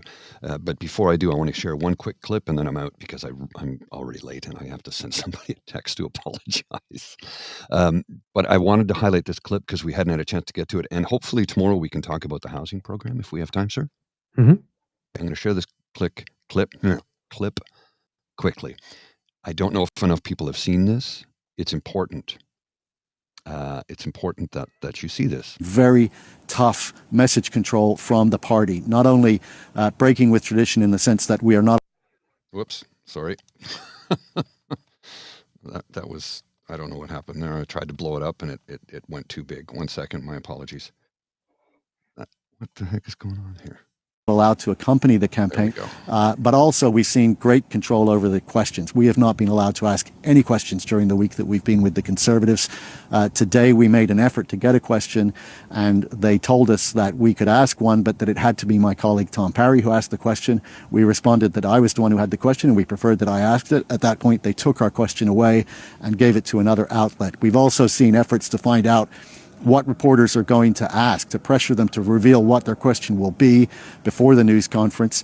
And of course, that's asked before the party decides who gets to ask a question. And we've also seen some fairly heavy-handed treatment by Conservative Party staffers, including some pushing and shoving, as we saw on the public wharf at Petty Harbour in Newfoundland. So it's been a difficult week. It's difficult to get the same level of accountability from the Poilièvre campaign as it has been from past Conservative campaigns or from the other.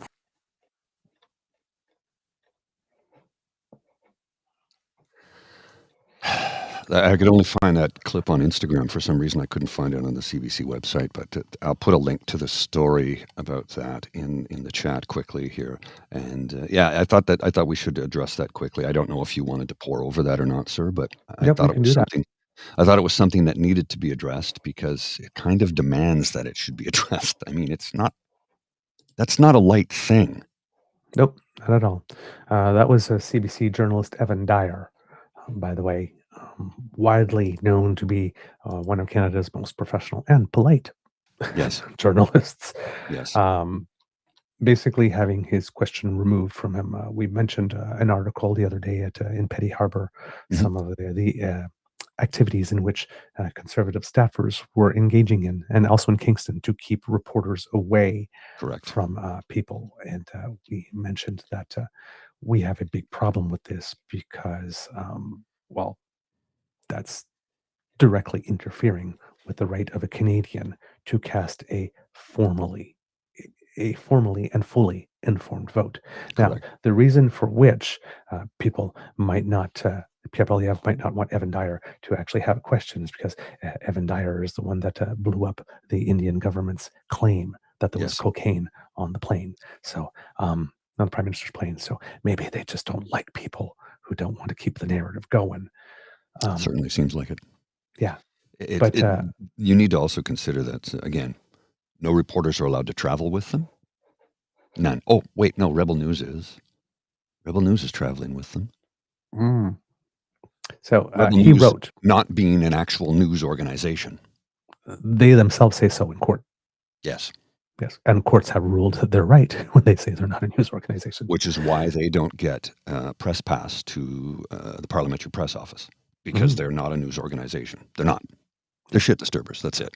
I really do have to go. I got a meeting in 15. So thanks everybody for joining. I apologize. I meant to tell you at the top just before we started, and then I got sidetracked, and you know how life can be. I'll see you all tomorrow. And hopefully we can get to the housing, Mark Carney's housing. We've been trying to get to that for a few days, and it's just been Well, we've got a good reason to go because he did something over the course of the weekend that's just this brilliant strategy that brings it back and makes it a perfect 1-2 punch. Oh, So yes.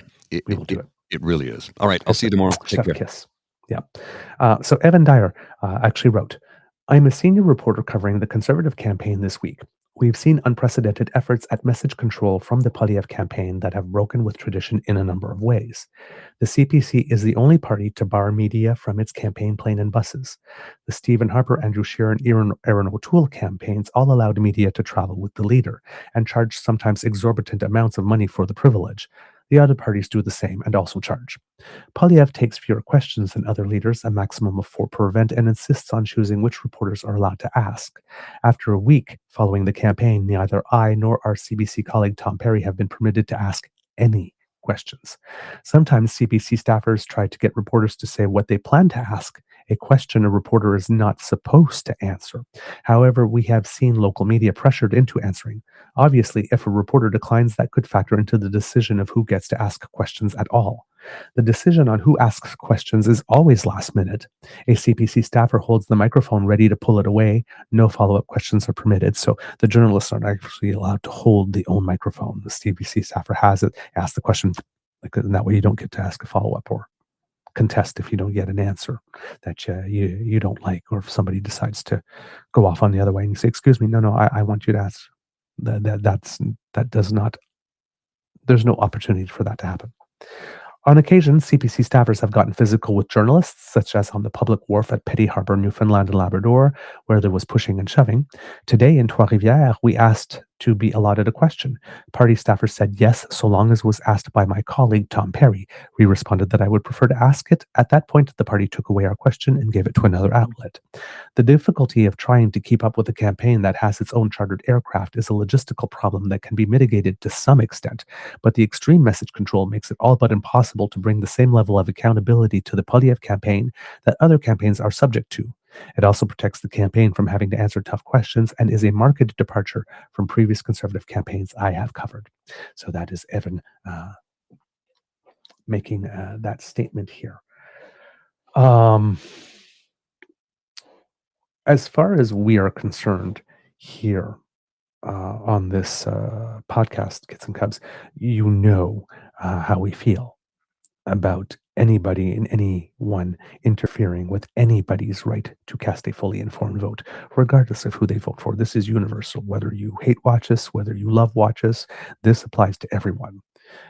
In our opinion, this type of behavior is disqualifying because as taxpayers, we fund very generously via the political donation tax credit, which is like close to about 50%, but also the Elections Canada expense refunds. Any candidate, I believe, that runs in a campaign and has gets 5% of the vote has I'm not sure if it's all or a portion of their election expenses refunded by Elections Canada, which is the taxpayer again, right? We fund that, and then all the money that we put in to having Parliament operating, which the Conservatives, at least in the last session of Parliament, were using merely as a backdrop for memes and videos and ads, and not to actually do the people's work. With all that money that all of us, regardless of who we vote for, or regardless of even whether we vote, put into supporting those political parties, right? The deal is that in exchange, these parties have a duty to us as citizens to answer our questions and to never, ever, ever, ever, ever do anything that would interfere with our right to cast a fully informed vote.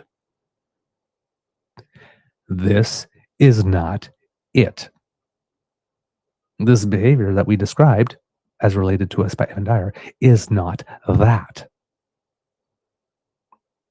So, it's not a sign of a confident party. It's not a sign of a confident leader. But again,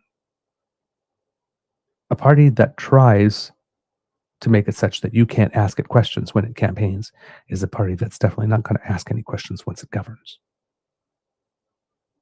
Right? These are people for whom you should not vote. If you are a conservative, and you're a conservative that has discernment and taste and standards. You can't find this acceptable. Inherent conservative philosophy is respect for institutions, wanting to build them up, strengthen them. This is a guy that wants to defund CBC. This is a guy that rails against the Canadian Human Rights Commission all the time. This is not a guy that wants to strengthen public institutions. This is a guy who wants to dismantle them.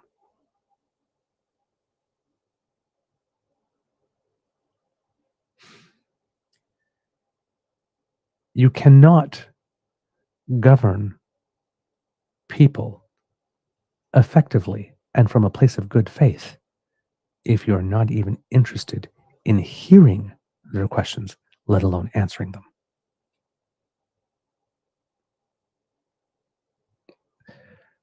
We have to vote on more than just the color of the party logo.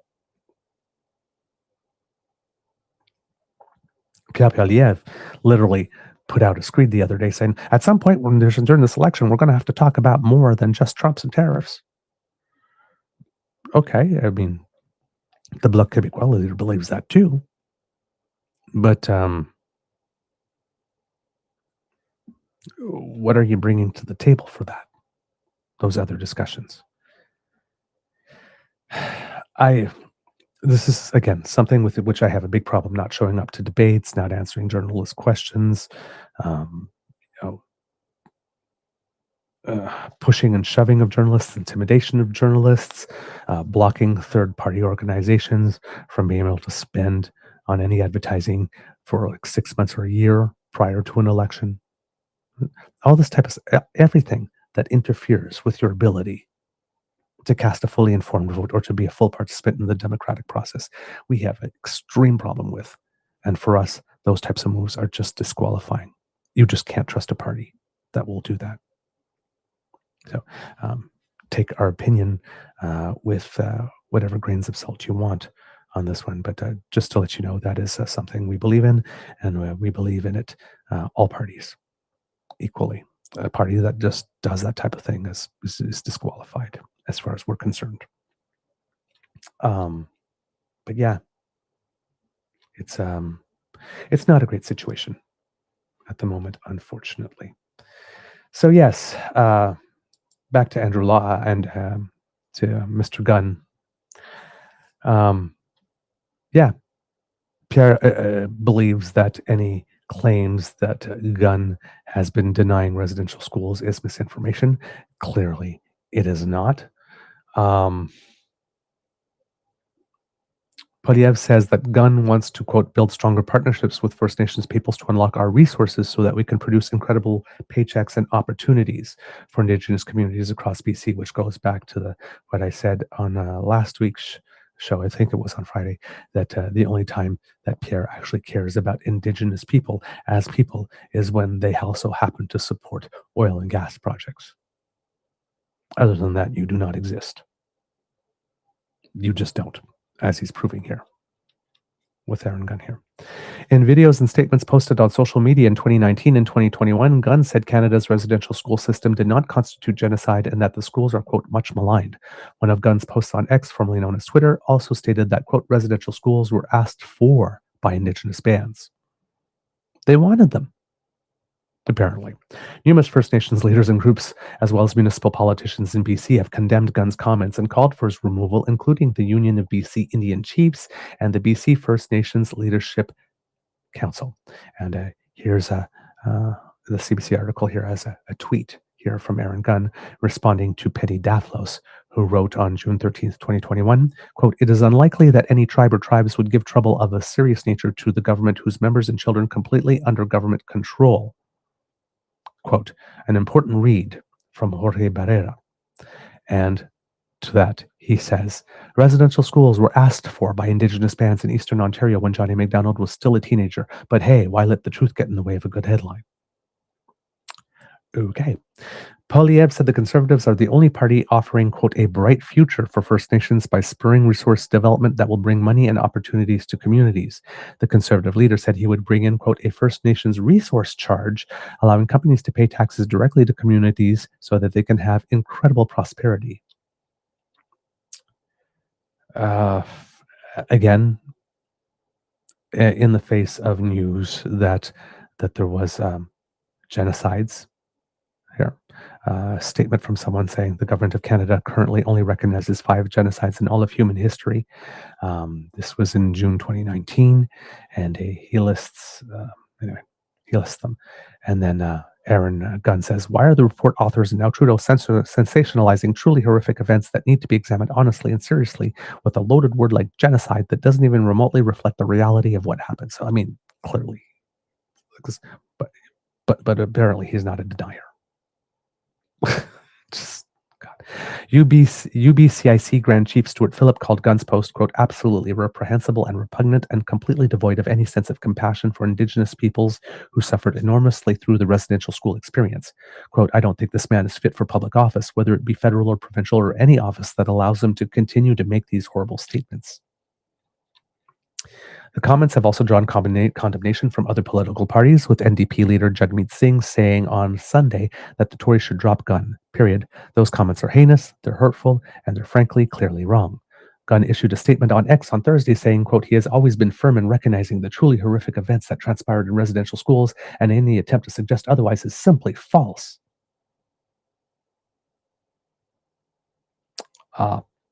Yeah, I'm not...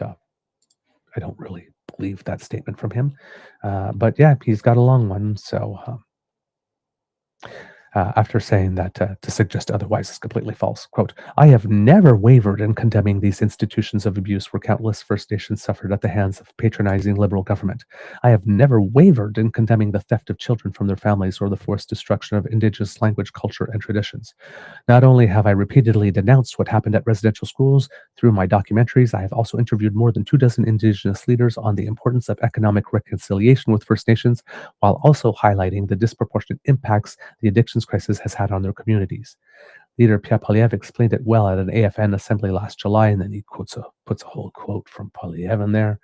Quote, we must acknowledge the terrible mistakes of our past and learn from our history while celebrating Canada as the greatest country on earth. I look forward to working with great candidates such as former Haisla Chief Ellis Ross to repeal the Liberals' radical anti-resource laws, to quickly greenlight good projects so First Nations and all Canadians bring home more powerful paychecks, once again showing that the only value that First Nations have to them are as people who need to say yes to a project. And that's it. Wow. It's just, this guy is just unbelievable.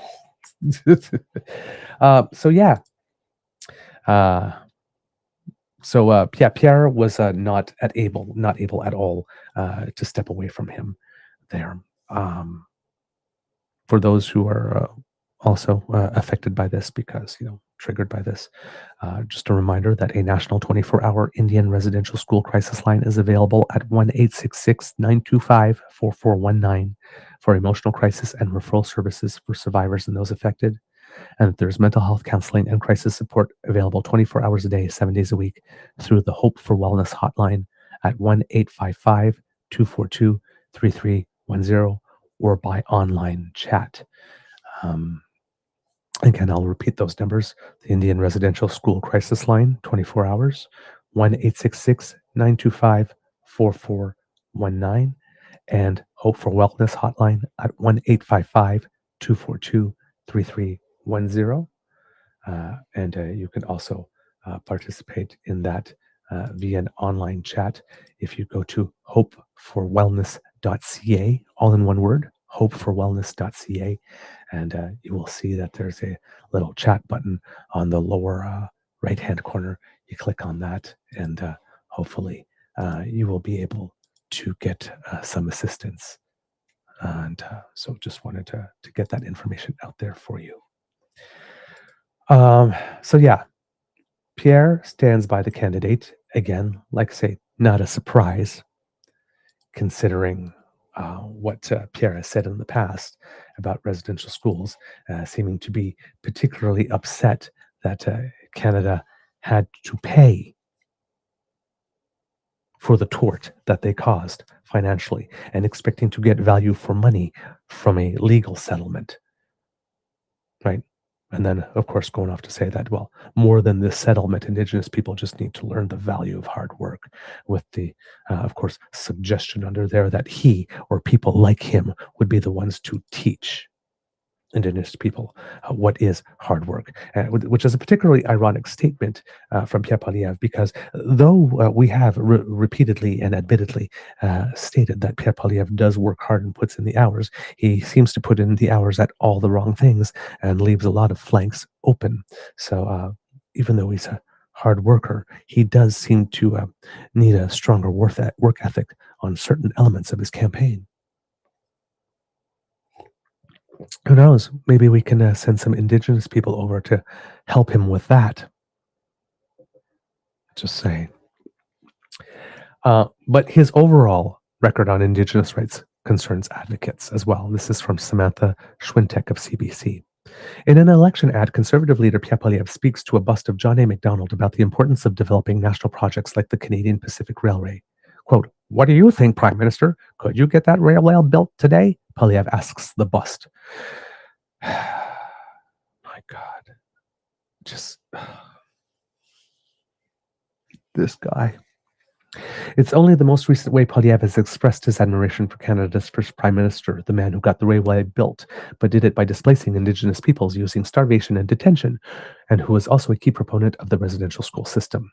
Métis lawyer Bruce McIver, a partner at First Peoples Law, says it's a worrying admiration. Quote, "Poilièvre dreams of being a 21st century John A. Macdonald, and we can see that in what he's said so far." Poilièvre has referenced Macdonald in multiple campaign speeches this election. Over the years, he has also made social media posts celebrating Macdonald's birthday, talked about the need for more statues of the former PM, and in 2020 and 2012, dressed up in period clothing to announce the renaming of an Ottawa building after Macdonald. In the 2.5 years since he became leader of the Conservative Party, Poilièvre's pitch to Indigenous voters has focused on resource development and economic reconciliation. But some Indigenous advocates say they are concerned about his record on issues like residential schools and Indigenous rights. The same day in 2008 that Stephen Harper made a historic apology to former students of the residential school system, Poilièvre told an Ottawa talk radio show survivors did not need more compensation, but instead required a better work ethic. The next day, he was called on in Parliament to make his own apology, which he did. During a 2021 debate over the bill to make Canadian laws consistent with the UN Declaration on the Rights of Indigenous People, or UNDRIP as it has come to be known, Poilièvre said, quote, "I am very proud to say that I oppose this bill." He said that free, prior, and informed consent, a phrase that appears repeatedly in UNDRIP, quote, "would mean a veto for any First Nation that opposed a resource development project." He ultimately voted against the bill because oil matters more than people.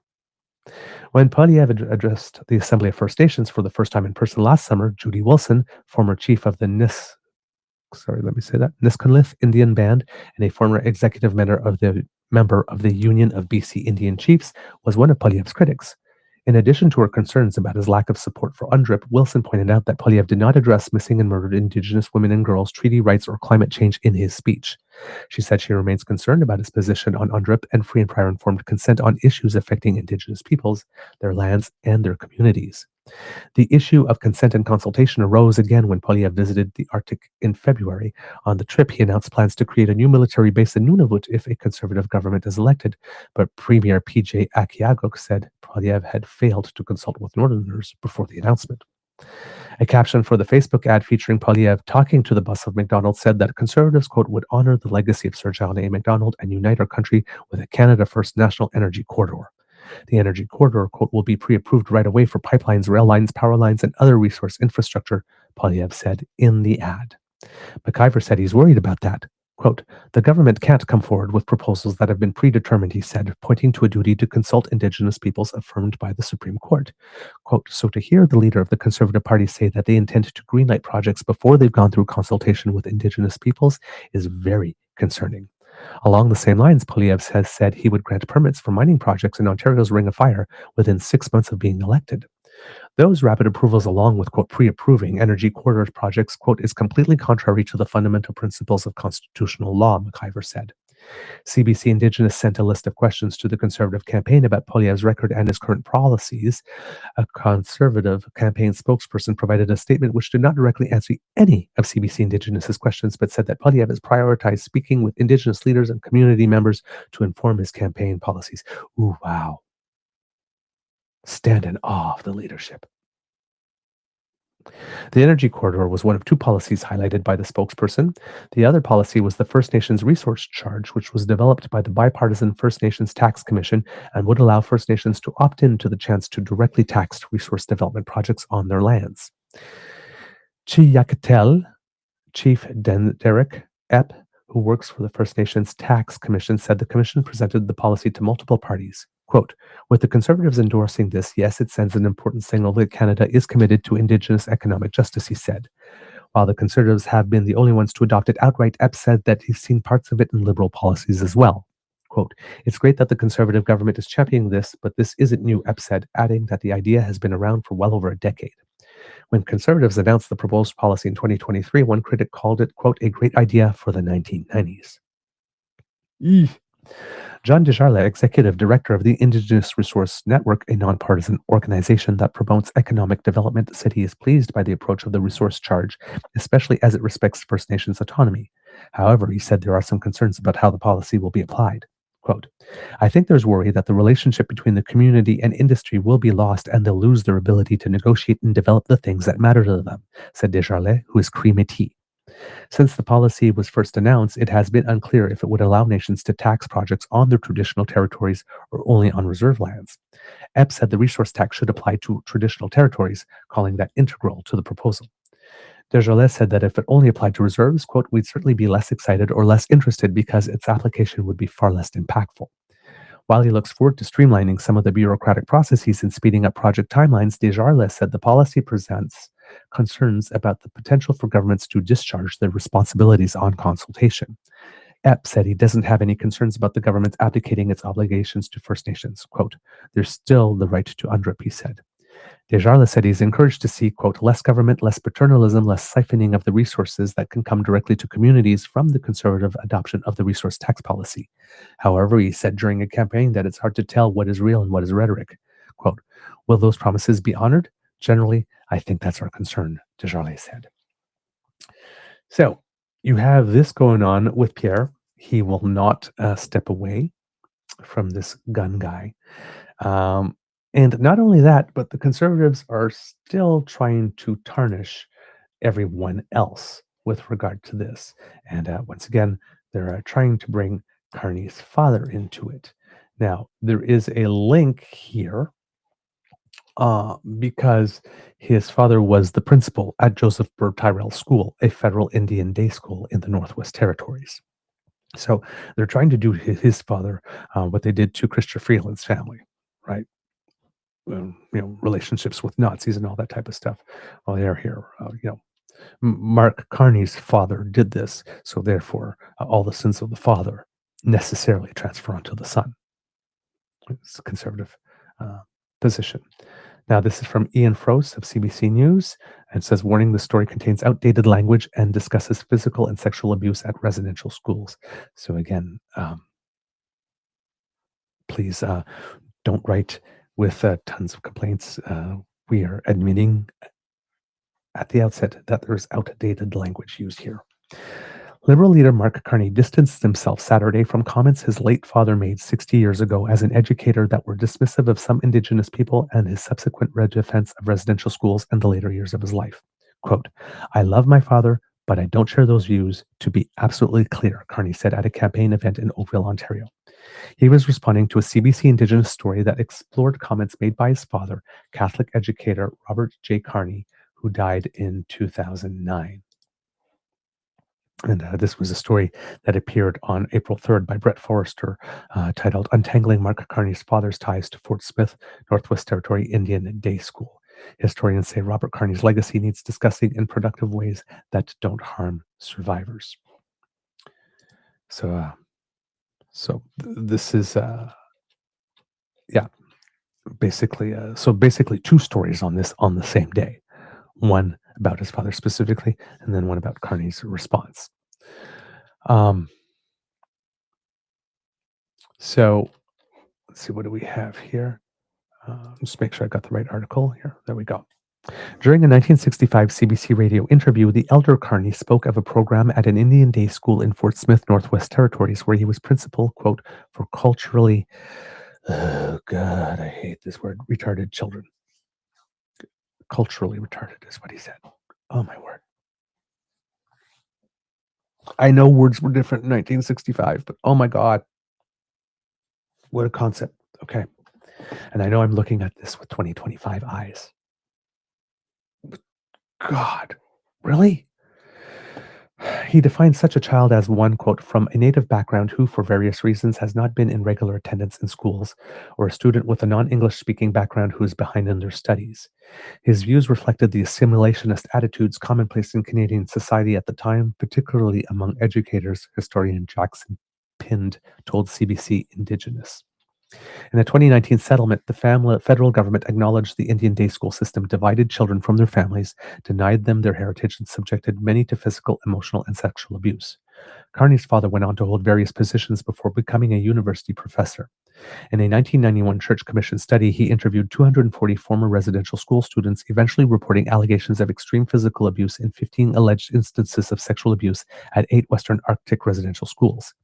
He acknowledged the abuse in his report, saying these students had been, quote, scarred.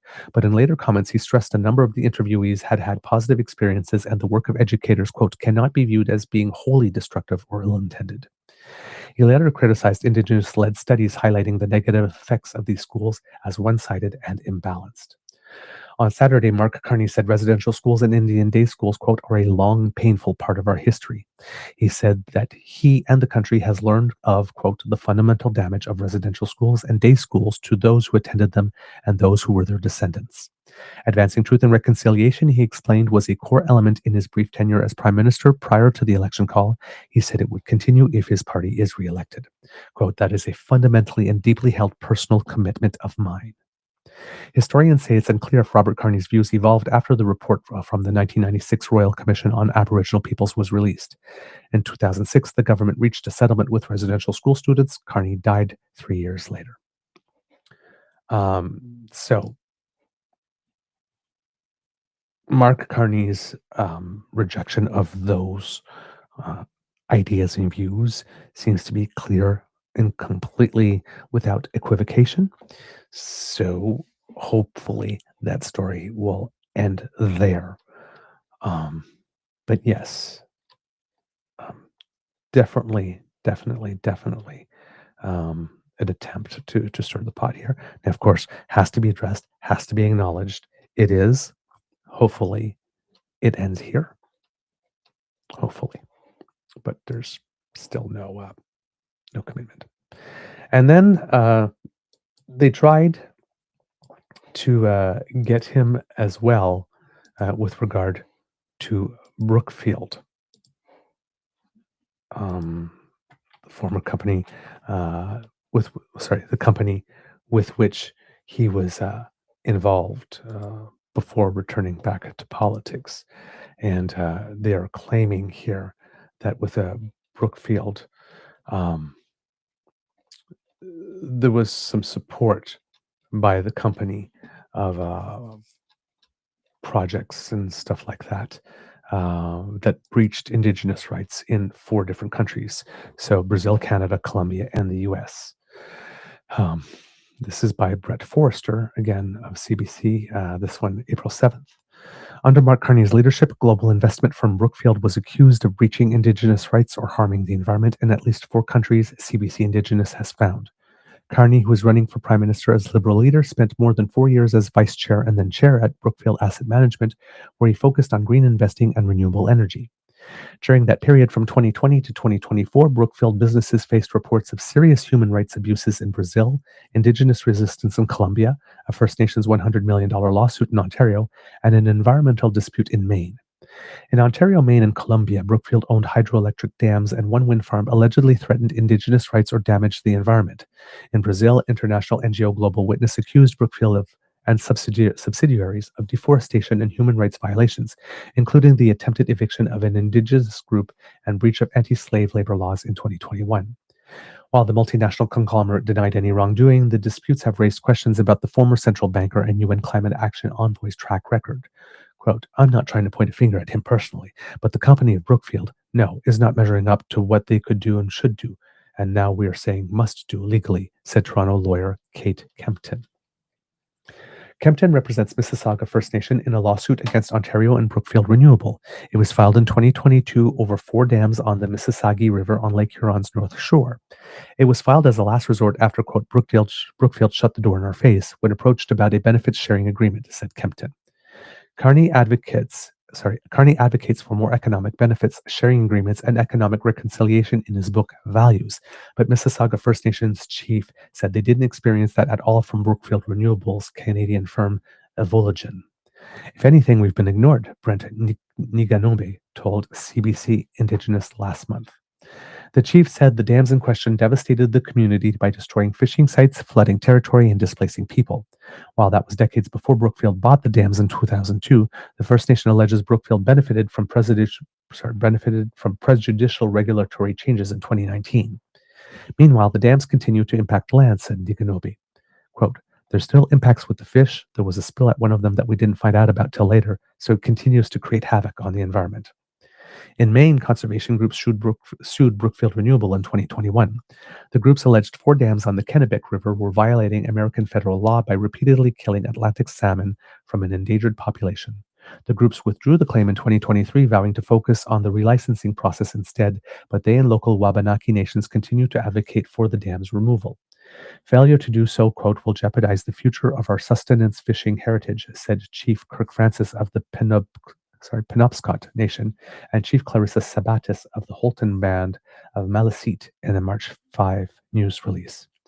More than 4,000 kilometers away in northern Colombia, the Sogamoso Dam, owned by Brookfield's Columbia business Isagen, caused significant damage to ecosystems and local communities, according to a 2023 collaborative report by some 50 civil society groups.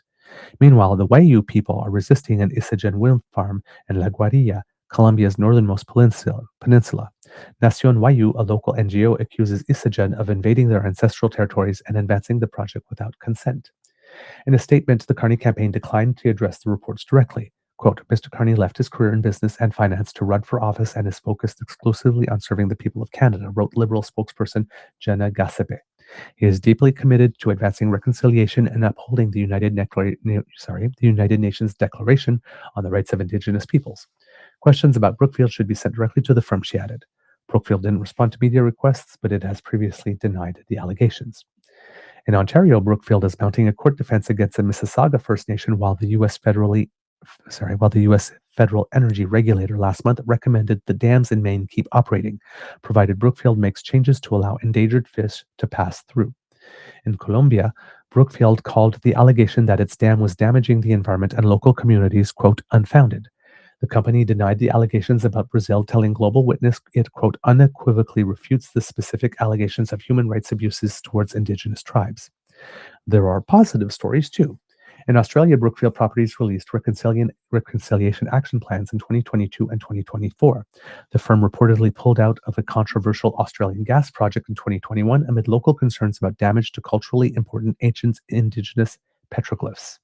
Evologen gave 4.4 hectares of land back to the Michipicoten First Nation in Ontario in 2018 after elders raised concerns it would threaten an important spiritual and healing site. And in 2012, Brookfield Renewable gave about 40 hectares of land to the Hiawatha Institute for Indigenous Knowledge in New York State. So, and overall there. So, again, any attempt to try to get Carney involved, either through Brookfield or his father or whatnot.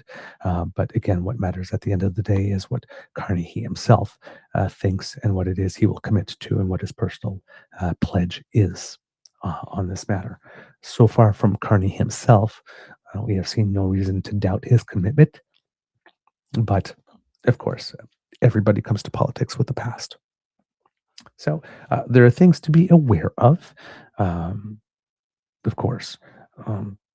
But again, we always have to make the distinction that when you are working, because Pierre always likes to say, well, while he was the Prime Minister's advisor, while he was the Prime Minister's advisor, he was still, however, right? that didn't change. He was still the chair, the vice chair, or the chair at Brookfield Asset Management. And when he's acting in that capacity, his duty is his fiduciary duty to the shareholders, first and foremost. As advisor to the Prime Minister, his duty is to give his best possible advice, with no guarantee, of course, that the Prime Minister will take it, and that does not put him in government or make him a member of the government, as Pierre tries to keep on suggest that is the case. And again, he was an economic advisor to the Prime Minister, not the, as in the one and only, right? So we got to take these statements with a grain of salt. But here, yes, again, these are questions that can be brought up. These are questions that are definitely legitimate to ask other questions about. But from Carney himself, we do not seem to get the sense that he is engaged personally in some denialism, or that he does not support Indigenous peoples. But with Pierre, we actually do have lots of evidence on his personal track record of that being the case. So again, lots of work to attempt to deflect. And but what about the other guy? What about? But even if, we got to make it clear, even if Carney was completely atrocious on Indigenous issues, that does not give Pierre a free pass from being atrocious on Indigenous issues. It doesn't cancel out. It just means that two people would be atrocious on Indigenous issues. And with regard to Carney, personally, this has not yet been established. Right? But for Pierre, it has long been established. So yeah, Pierre has a bit of an Indigenous issue here, sadly. Moving on, very briefly, today, British Columbia is going to be the big battleground. And the various leaders are going to be there with announcements. I think this one was already made, but Jagmeet Singh is promising national rent control if elected, which could be interesting, particularly in British Columbia. Pierre, of course, is going to be going there to make some fentanyl-related announcements. Of course, because everything has to be negative, of course. So this is again Ian Froese. He's getting a lot of attention today. My guess would be, let's see, covers the Manitoba legislature and provincial politics for CBC News in Winnipeg. Okay, but clearly writing a lot about British Columbia here. So, according to him, a Conservative government would prevent any new supervised consumption sites from opening, while making it harder for existing sites to operate. He made this announcement in New Westminster, BC, to announce a Conservative government would divert funding from supervised consumption sites and commit $1 billion to fund addictions care for 50,000 people. $1 billion to fund addictions care for 50,000 people. That's a lot of money per person, and not a lot of people being served, because the homeless population in Ontario alone has been calculated at being just under 82,000. So, and of course, without saying that every homeless person has an addiction issue, because that is not the case, but there are a certain higher propensity for addiction issues among the houseless population, and funding addictions care for 50,000 people only is not going to be enough in any way, shape, or form to bring back our loved ones drug-free, as he claims he will do. Organizations. So yes, he said the money would develop new recovery options such as detox facilities, treatment centers, and sweat lodges, and support organizations with a proven record of success. I'm guessing 1 million does go further if you actually have to build the places where people will receive help first before you can do that. Organizations and interest groups contributing to and complicit in the distribution of high-powered opioids and the harm production programs. So he's calling it, oh my God, He's calling safe supply harm production programs instead of harm reduction programs. Will be cut off from federal funding, Poilièvre said. Quote, we've lost 50,000 people to overdoses. The least we can do in their honor is save 50,000 more. And this is another thing that Pierre Poilièvre does that's completely infuriating, as those one-for-one things. And he's making a lot of those announcements. You know, for every dollar in new spending, I will cut $1 in spending. That doesn't make sense. For every piece of red tape I'm going to put into place, I'm going to eliminate 2 pieces of red tape. And again, it doesn't work. It's not about quantity. It's about quality, right? You need regulations for things. If you're going to eliminate 2 for every one you have, at some point, you're going to need a regulation, and there's going to be no more regulations that are worth cutting to cut. Same thing. If you have to reduce $1 in spending for every time you spend $1, well, let's say the roof caves in and you got to spend a lot of money on the roof. What, you don't eat for the rest of that year? These are just, they're stupid, simplistic, jingoistic policy platforms like this and policy planks that have no real way of operating in the real world. So this thing again as well, it's like, well, for every person that dies of an overdose, we're going to put one in a treatment center to save one. It's just dumb. He said Canada needs a different approach to recovery than supervised consumption sites, which he has decried, quote, as drug dens responsible for the current crisis.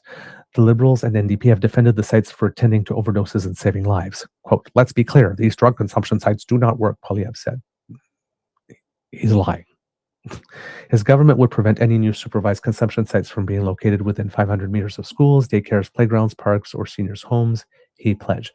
Well, it seems that was a rule left, right, and center, and it keeps on being revealed that nobody was respecting them, whether it's been a liberal or a conservative government. So I'm not sure how he thinks that the same policy that has existed before and has not been followed or applied is going to work this time. Poilièvre is vowing to suspend the approval of new supervised consumption sites until, quote, clear evidence demonstrates they support recovery. All the evidence shows that they support recovery. During the Harper years, the Harper government financed the RCMP to try to come up with a report that came up with information suggesting that these sites were damaging or harmful or a blight on society in some way. And he did that because he could not find any credible scientific study anywhere that said that they weren't. So he tried to manufacture the data.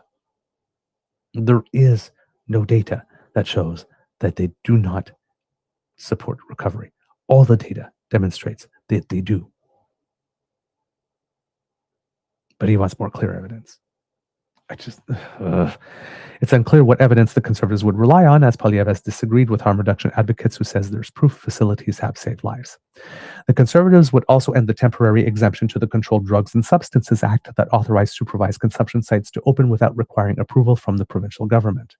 However, Poilièvre stopped short of saying all facilities would close. Last summer, he vowed to remove all federal funding for prescribed alternative drug programs and redirect that money into drug treatment. On Sunday, Poilièvre said existing sites that aren't close to community gathering places could still operate so long as they follow the new oversight rules. Quote, there should be a small number of limited cases that are open where they welcome drug users in. They immediately offer them a path to recovery, give them a connection to a recovery program, offer them counseling on how to break their dependence and start their lives again. Yeah, that's not how it works. Because you have to build a relationship of trust first, and that doesn't happen as soon as you walk through the door. You build a relationship of trust over time. You let them know that they're safe there, that they won't be judged there. And then, during those interactions, you start to give them the information. Yes. And one day, hopefully when they are ready, because you have earned their trust, then they make use of that information. And you're there to act as a resource to help them get them to treatment. And hopefully, when they're ready, there's a treatment bed available. Right? And all the wraparound services that you need. So yeah, not great.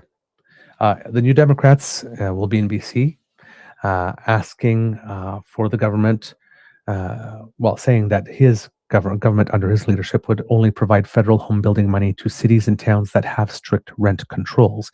He said he has no qualms wading into rent control a matter of provincial jurisdiction because the housing shortage is a national crisis. Quote, I could look for excuses all day long, Singh said from Halifax, where the median rent of the oldest apartments increased by more than 40% in the last 4 years. Quote, I think a leader is not one who looks for excuses, it's someone who looks for solutions. We can absolutely find ways to protect people at the federal level. Under the NDP's plan, access to federal housing funding would be tied to rent controls and the banning of certain practices that turf people from their homes, such as fixed-term leases, renovictions, and demovictions. These new conditions would be an extension of the stipulations placed on the Liberal government's Housing Accelerator Fund, which provides money to local governments that streamline land use planning and development approvals in order to build more homes.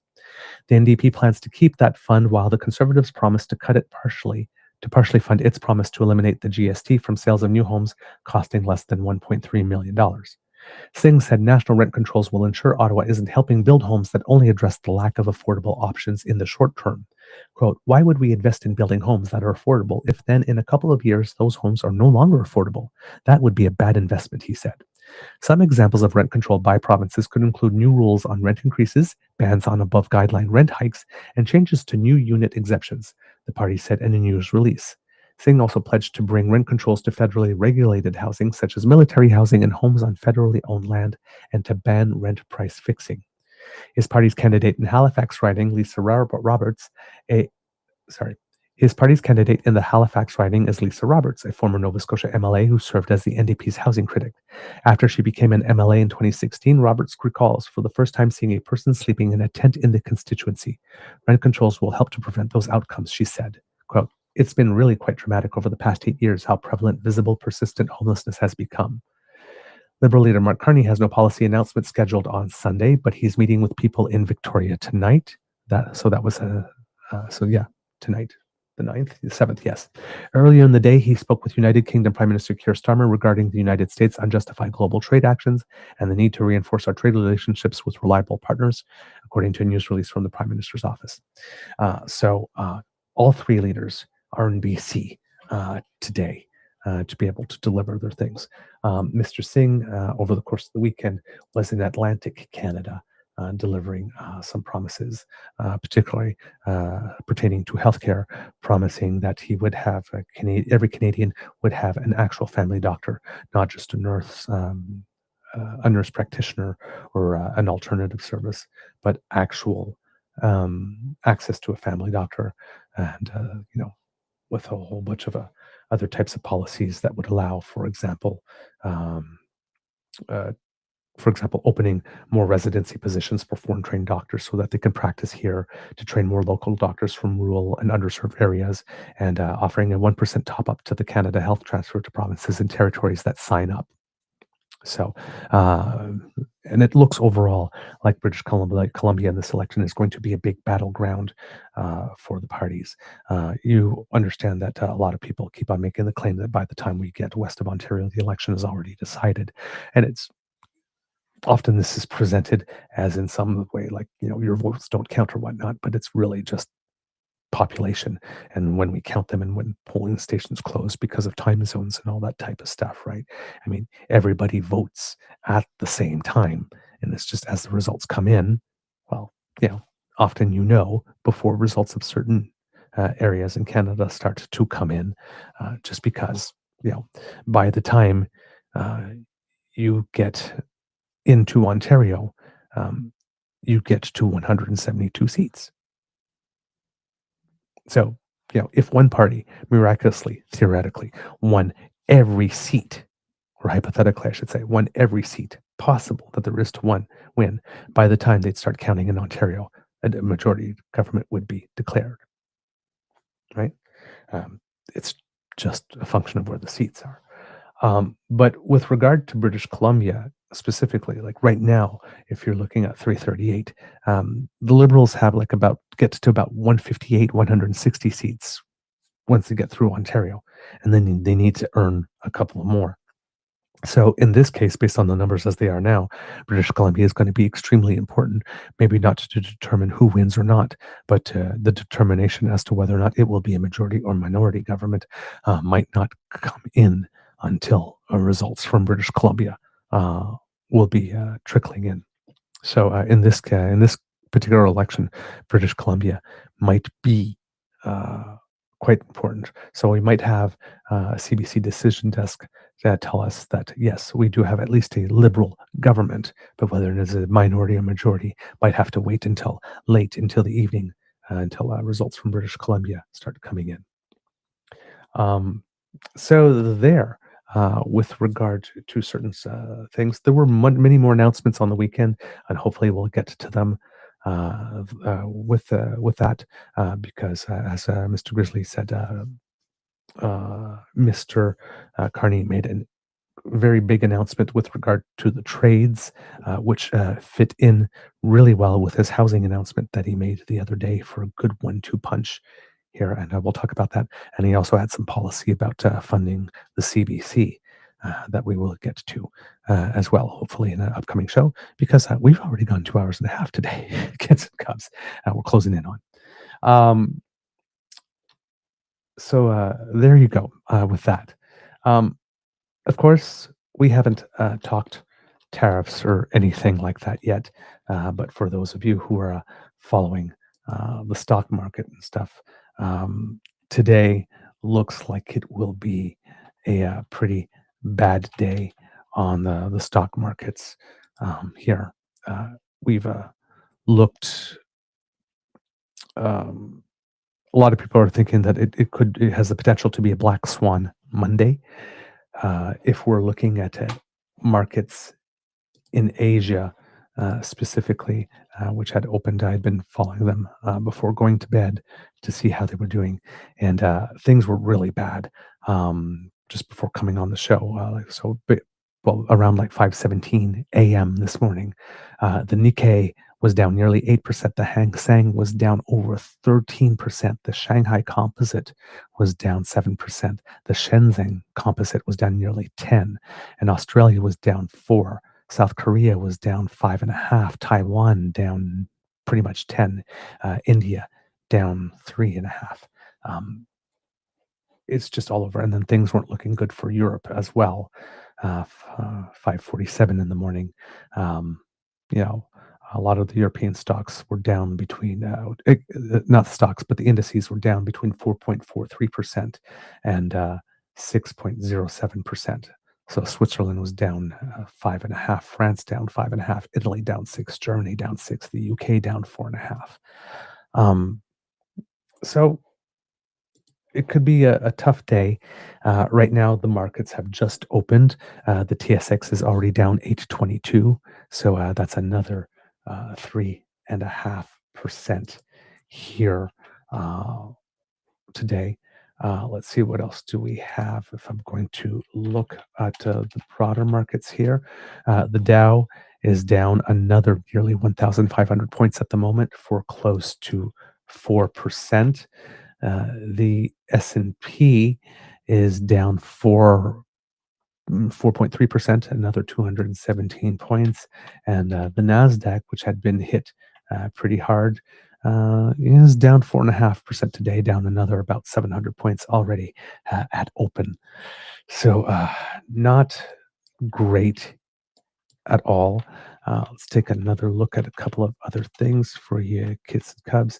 The Canadian dollar to the US still holding up pretty well at over 70 cents from what I can see.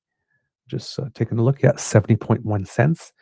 So still not the big break way down below 70 that a lot of people were expecting.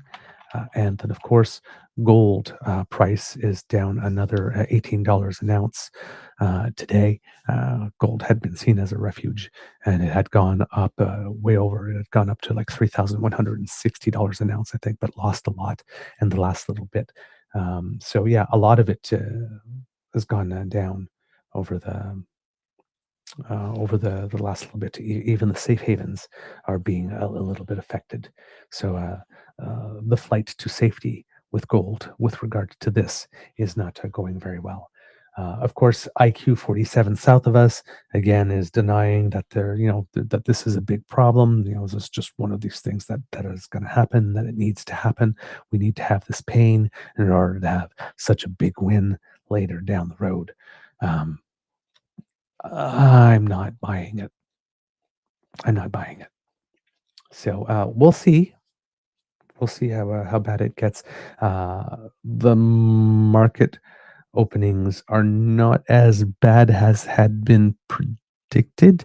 The Dow was showing a predicted opening of down 1,500 to open, and that didn't actually hit that today. Fortunately, at the opening, but yeah, right now we're at 1,461, which is close to 1,500. So right at the open, it was at 37.89, and then has dropped a little bit more since then. All right. Let's see. Do I have anything else that I need to fit in today, or can I just end this today here? Oh, yes. Very briefly, of course, with all that type of stuff you may have heard over the course of the weekend, there were big hands-off rallies throughout the United States and many places around the world, including Europe and Canada. The U.S. Customs and Border Patrol started collecting the global 10% tariff as it came into effect on midnight on Saturday. The bigger tariffs on China and the EU will come into effect next week. China has already retaliated with 34% tariffs on all U.S. goods. Quote, "We've been building a rules-based trade system for 70 years, and it's all being torn down for no good reason. The tariffs," basically. Now, if you remember, Mr. Grizzly had showed us a little clip from the movie Ferris Bueller's Day Off, where the teacher was talking about tariffs. He was talking about the Smoot-Hawley tariff bill that came around in the 1930s. And basically, they're saying here that the tariffs are about the size of the ones that everybody saw when that bill came out. And that bill just devastated the world's economy. But even compared to that, there was much less trade at that time, so this is completely without precedent. And this data comes from Dean Grossman, who's a professor of international economics at Princeton University. Dave Ives, who is an analyst. That is difficult to say. Who is an analyst? Dave Ives, who is an analyst with Wedbush Securities, a financial services firm in Los Angeles, says, "It's an economic Armageddon that was unleashed by Trump, and the tariff war has begun. We believe that this could set tech stocks and the tech industry in the U.S. back potentially a decade." Also, unfortunately, if anybody had thought, or particularly if the conservatives, if they had hoped that the announcement of those reciprocal, allegedly, tariffs and that Canada being off the list was going to be about the end of it for Trump, and that the rest of the campaign could be spent discussing the issues that Pierre would want to speak, probably not. Again, Ian Froese from CBC earning his keep over the last few days. Whoops, sorry. I knew that was wrong. That could not be right. So I figured, Ian Froese is writing about business issues now on top of that. It was, unfortunately, the copy paste that did not work very well. But here we go. Now I've got it. In case people are wondering, there's going to be more because, this is according to Akshay Kulkarni from CBC News. The U.S. is set to more than double the duty it charges on softwood lumber imports from Canada, with the planned new rate set at 34.45%, up from the previous 14.54%. While the preliminary determination was not immediately posted to the U.S. Federal Register, it was confirmed in statements from the BC Premier's office and the U.S. Lumber Coalition, a trade industry body. New softwood lumber duties were long feared amid the growing trade war between Canada and the U.S. and would be the latest blow to BC's beleaguered forestry industry, which has seen thousands of workers laid off over the last few years. BC Premier David Eby condemned the planned duty hike as, quote, an attack on forest workers and British Columbians in a statement on Saturday. Quote, "In Canada, the continued unjustified softwood lumber duties combined with additional U.S. tariffs and other trade actions have united Canadians," he wrote. Quote, "We have friends and family in the United States who need Canadian lumber to build or rebuild their homes, and both Canadians and Americans need an end to this trade dispute. It would not surprise me if Mark Carney is in BC, partly to make an announcement as it pertains to that." Under the U.S. Tariff Act, the Department of Commerce determines whether goods are being sold at less than fair value, or if they're benefiting from subsidies provided by foreign governments. In Canada, lumber-producing provinces set so-called stumpage fees for timber harvested from Crown land, a system that the U.S. producers forced to pay market rates consider an unfair subsidy. Indeed, the U.S. Lumber Coalition, which represents softwood lumber producers in that country, welcomed the planned spike in duties in a statement on Friday. Quote, these unfair trade practices are designed by Canada to maintain an artificially inflated U.S. market share for Canadian products and force U.S. companies to curtail production, thereby killing U.S. jobs, said Andrew Miller, the chairman of the coalition, in the statement. The BC Lumber Trade Council said in a statement that claims the BC system provides an unfair advantage are simply not supported by facts. Quote, our stumpage system is grounded in market principles with timber sold through open competitive auctions, said Kurt Nicodet, the president of the industry body. CBC News has reached out to Global Affairs Canada to find out if the federal government plans to take countermeasures against the planned hike in duties. In August 2024, when the duties were hiked from 8% to 11.54%, the federal government had indicated it would fight the tariffs at the U.S. Court of International Trade and at the World Trade Organization. EB said the BC government would work with the forest sector and the federal government to fight the duties through all avenues available to us. Quote, I'm meeting with the Prime Minister on Monday and I plan on raising this issue with him directly, the Premier said. BC workers and their families depend on the jobs that these tariffs are targeting, and we hope to see the same Team Canada approach to protecting them, just like with the automotive and steel industry jobs in Ontario and Quebec. The United States has long been the single largest market for BC lumber exports, representing over half the market for the approximately $10 billion industry. But amid a series of challenges for the province's forest industry, including a mountain pine beetle infestation that killed hundreds of thousands of trees, mills have been closing around the province in recent years, and major forestry companies are opening up new mills in the United States. In 2023, numbers from Statistics Canada showed BC had lost more than 40,000 forest sector jobs since the early 1990s. So we will be having that as well coming from BC today. All right, kids and cubs. That's the end of this episode of the Daily Beaver Morning Show. We hope that you love listening to us because we love making this for you. Remember, sharing is caring and word of mouth is priceless. So please tell your peeps all about us. We really love it when you do. Now, if you listen to us in podcast form and don't want to miss an episode, well, kids and cubs, you don't have to. Thanks to the Ray Girl, who has sponsored our pod page. That's podpage.com/thetruenortheagerbeaver with a hyphen between each one of those words. And when you go there and click subscribe, when we have something fresh off the bandwidth, we'll get it directly to you. We're a little late in getting some of last week's shows out, but hopefully we'll be able to take care of that for you today or tomorrow as soon as possible. If you would like to support us in other ways, kids and cubs, well, we do have some ways for you to do that. For example, you can make like Kits Elaine and Kit Cassie and surf yourself on down to the True North Eager Beaver Media Incorporated YouTube page. QR code just appeared there in the top left-hand corner if you are looking at us on YouTube right now. If you scan that or go to our page and click like, share, and subscribe, because we have 3 buttons there for you. Get freaky with them, eh? But if you like to smash, hey, we've got it for you. Click on them. It helps us with the algorithm very, very much. And we appreciate, of course, all of the attention that you give us, as have, I believe, we are at now 16,200, maybe even crossed over to 300. Let me take a check. Yes, 300. So thank you to all of you who are joining us during the election 45 coverage. We're glad that you're here, and we are very, very grateful to have you among us. Thanks. Now, if you would like to support us in yet other ways, kits and cubs, we do incur some financial costs to bring this show to you. Internet subscription, subscriptions to various media, software, and that type of stuff that help us produce and bring the show to you. And if you get a lot from the show, if our content resonates with you, if you find value in it, and you would like to support us and encourage us to do more, then we would appreciate a contribution to the Eager Beaver Lodge Emergency Hydration Fund via our coffee page. And that's the QR code that is now appearing in the top left-hand corner if you scan that, if you're watching live. But if you're not, it's coffee spelled ko-fi.com/eagerbeaver. And if you go there, you can make a donation to us by me, for example, congratulatory hot chocolate and say, add a beaver, or Mr. Grizzly, a congratulatory cup of coffee and say, add a grizzly. Because we really do appreciate all that you can do and all that you have been doing. And, we know that times are about to get tighter. So, whatever that you are able to contribute, again, is greatly appreciated.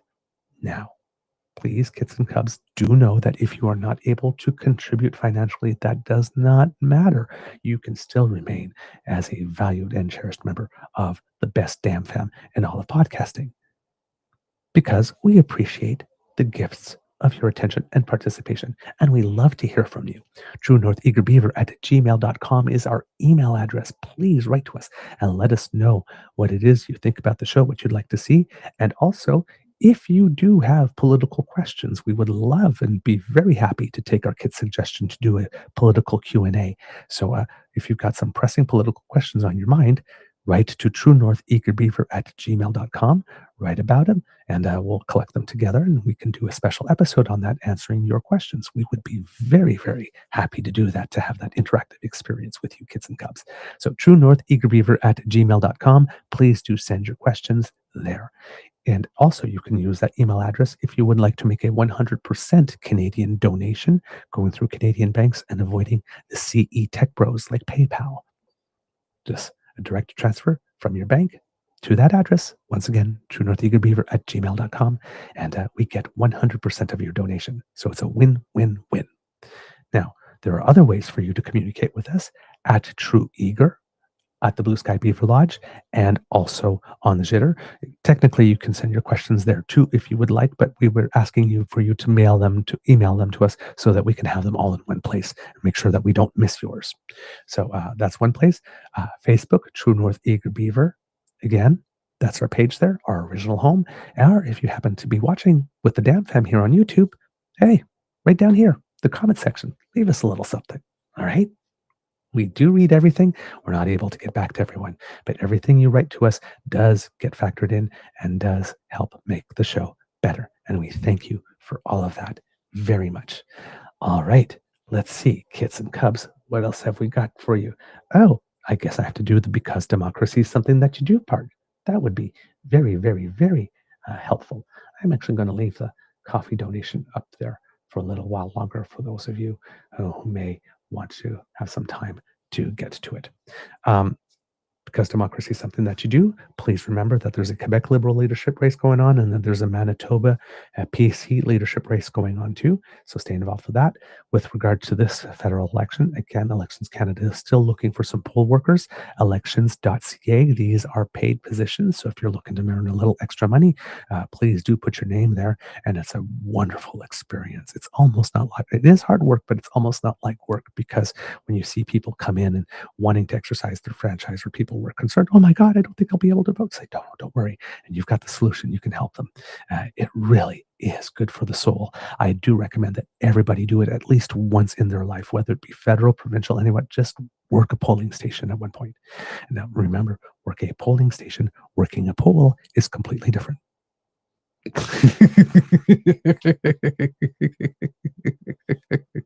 Of course, we have great appreciation and admiration for those who can do either or both. But yes, please do know that you can vote early at any returning office right away.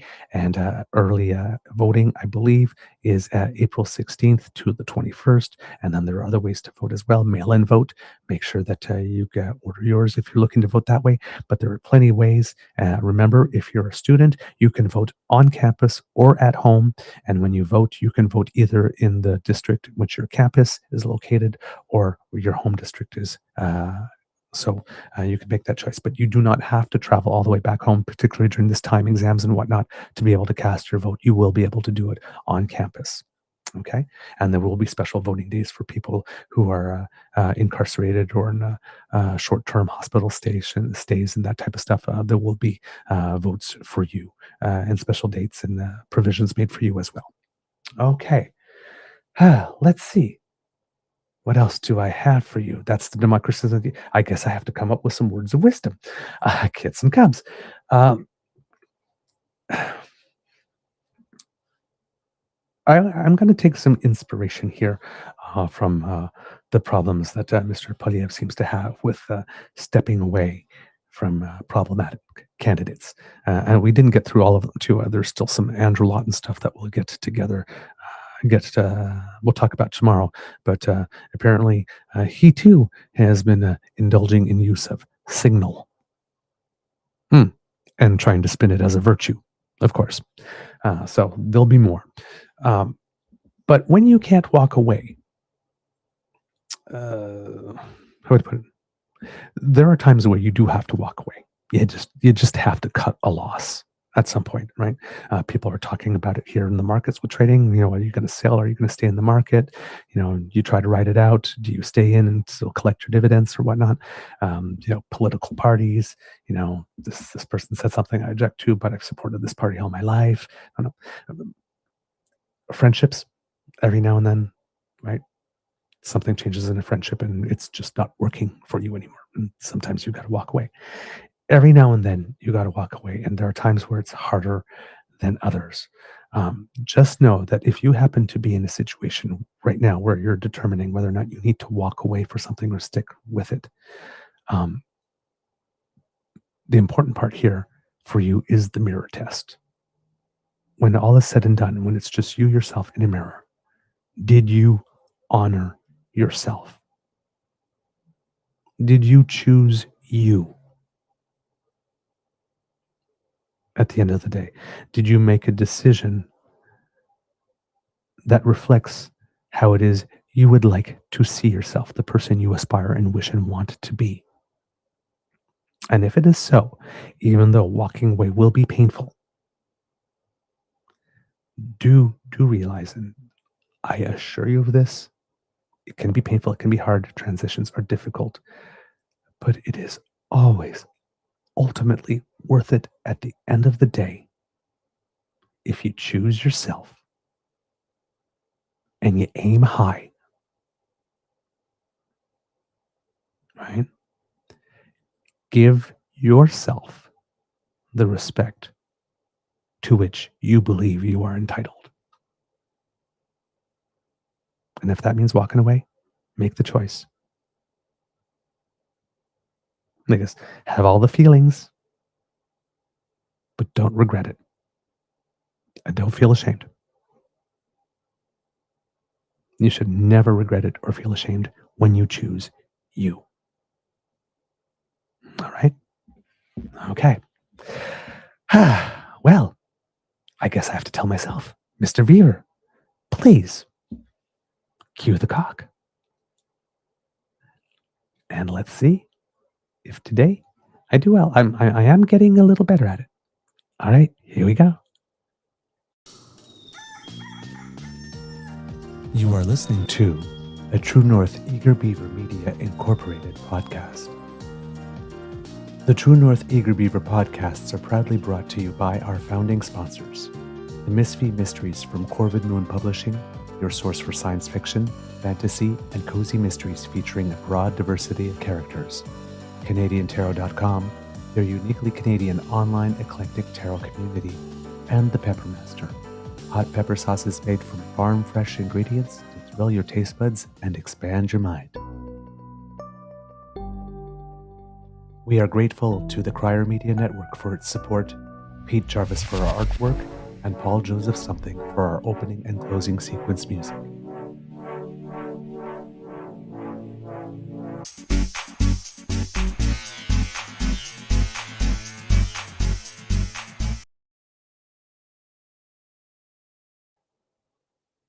All right, Kids and Cubs, just a little bit of an Easter egg for you before we go.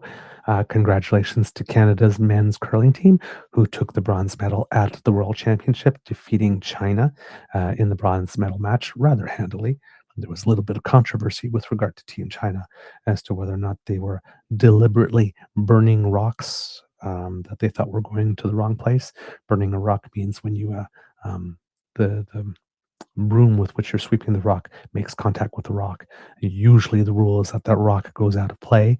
Often, if the rock is just about to stop or is about to stop, it's left to the non-offending team to determine whether or not they will keep the rock in play or not, that type of stuff. But the general rule is you burn a rock and the rock is taken out of play.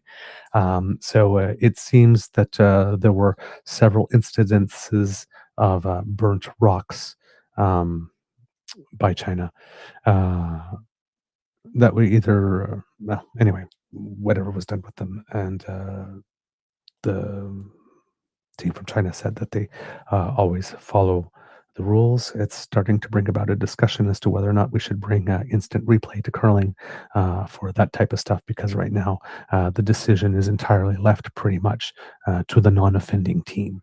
And then, there becomes like, whether or not you're going to, like, for example, if a rock was just on the verge of stopping, technically you could take it out, but then it kind of makes it look like a bad sport.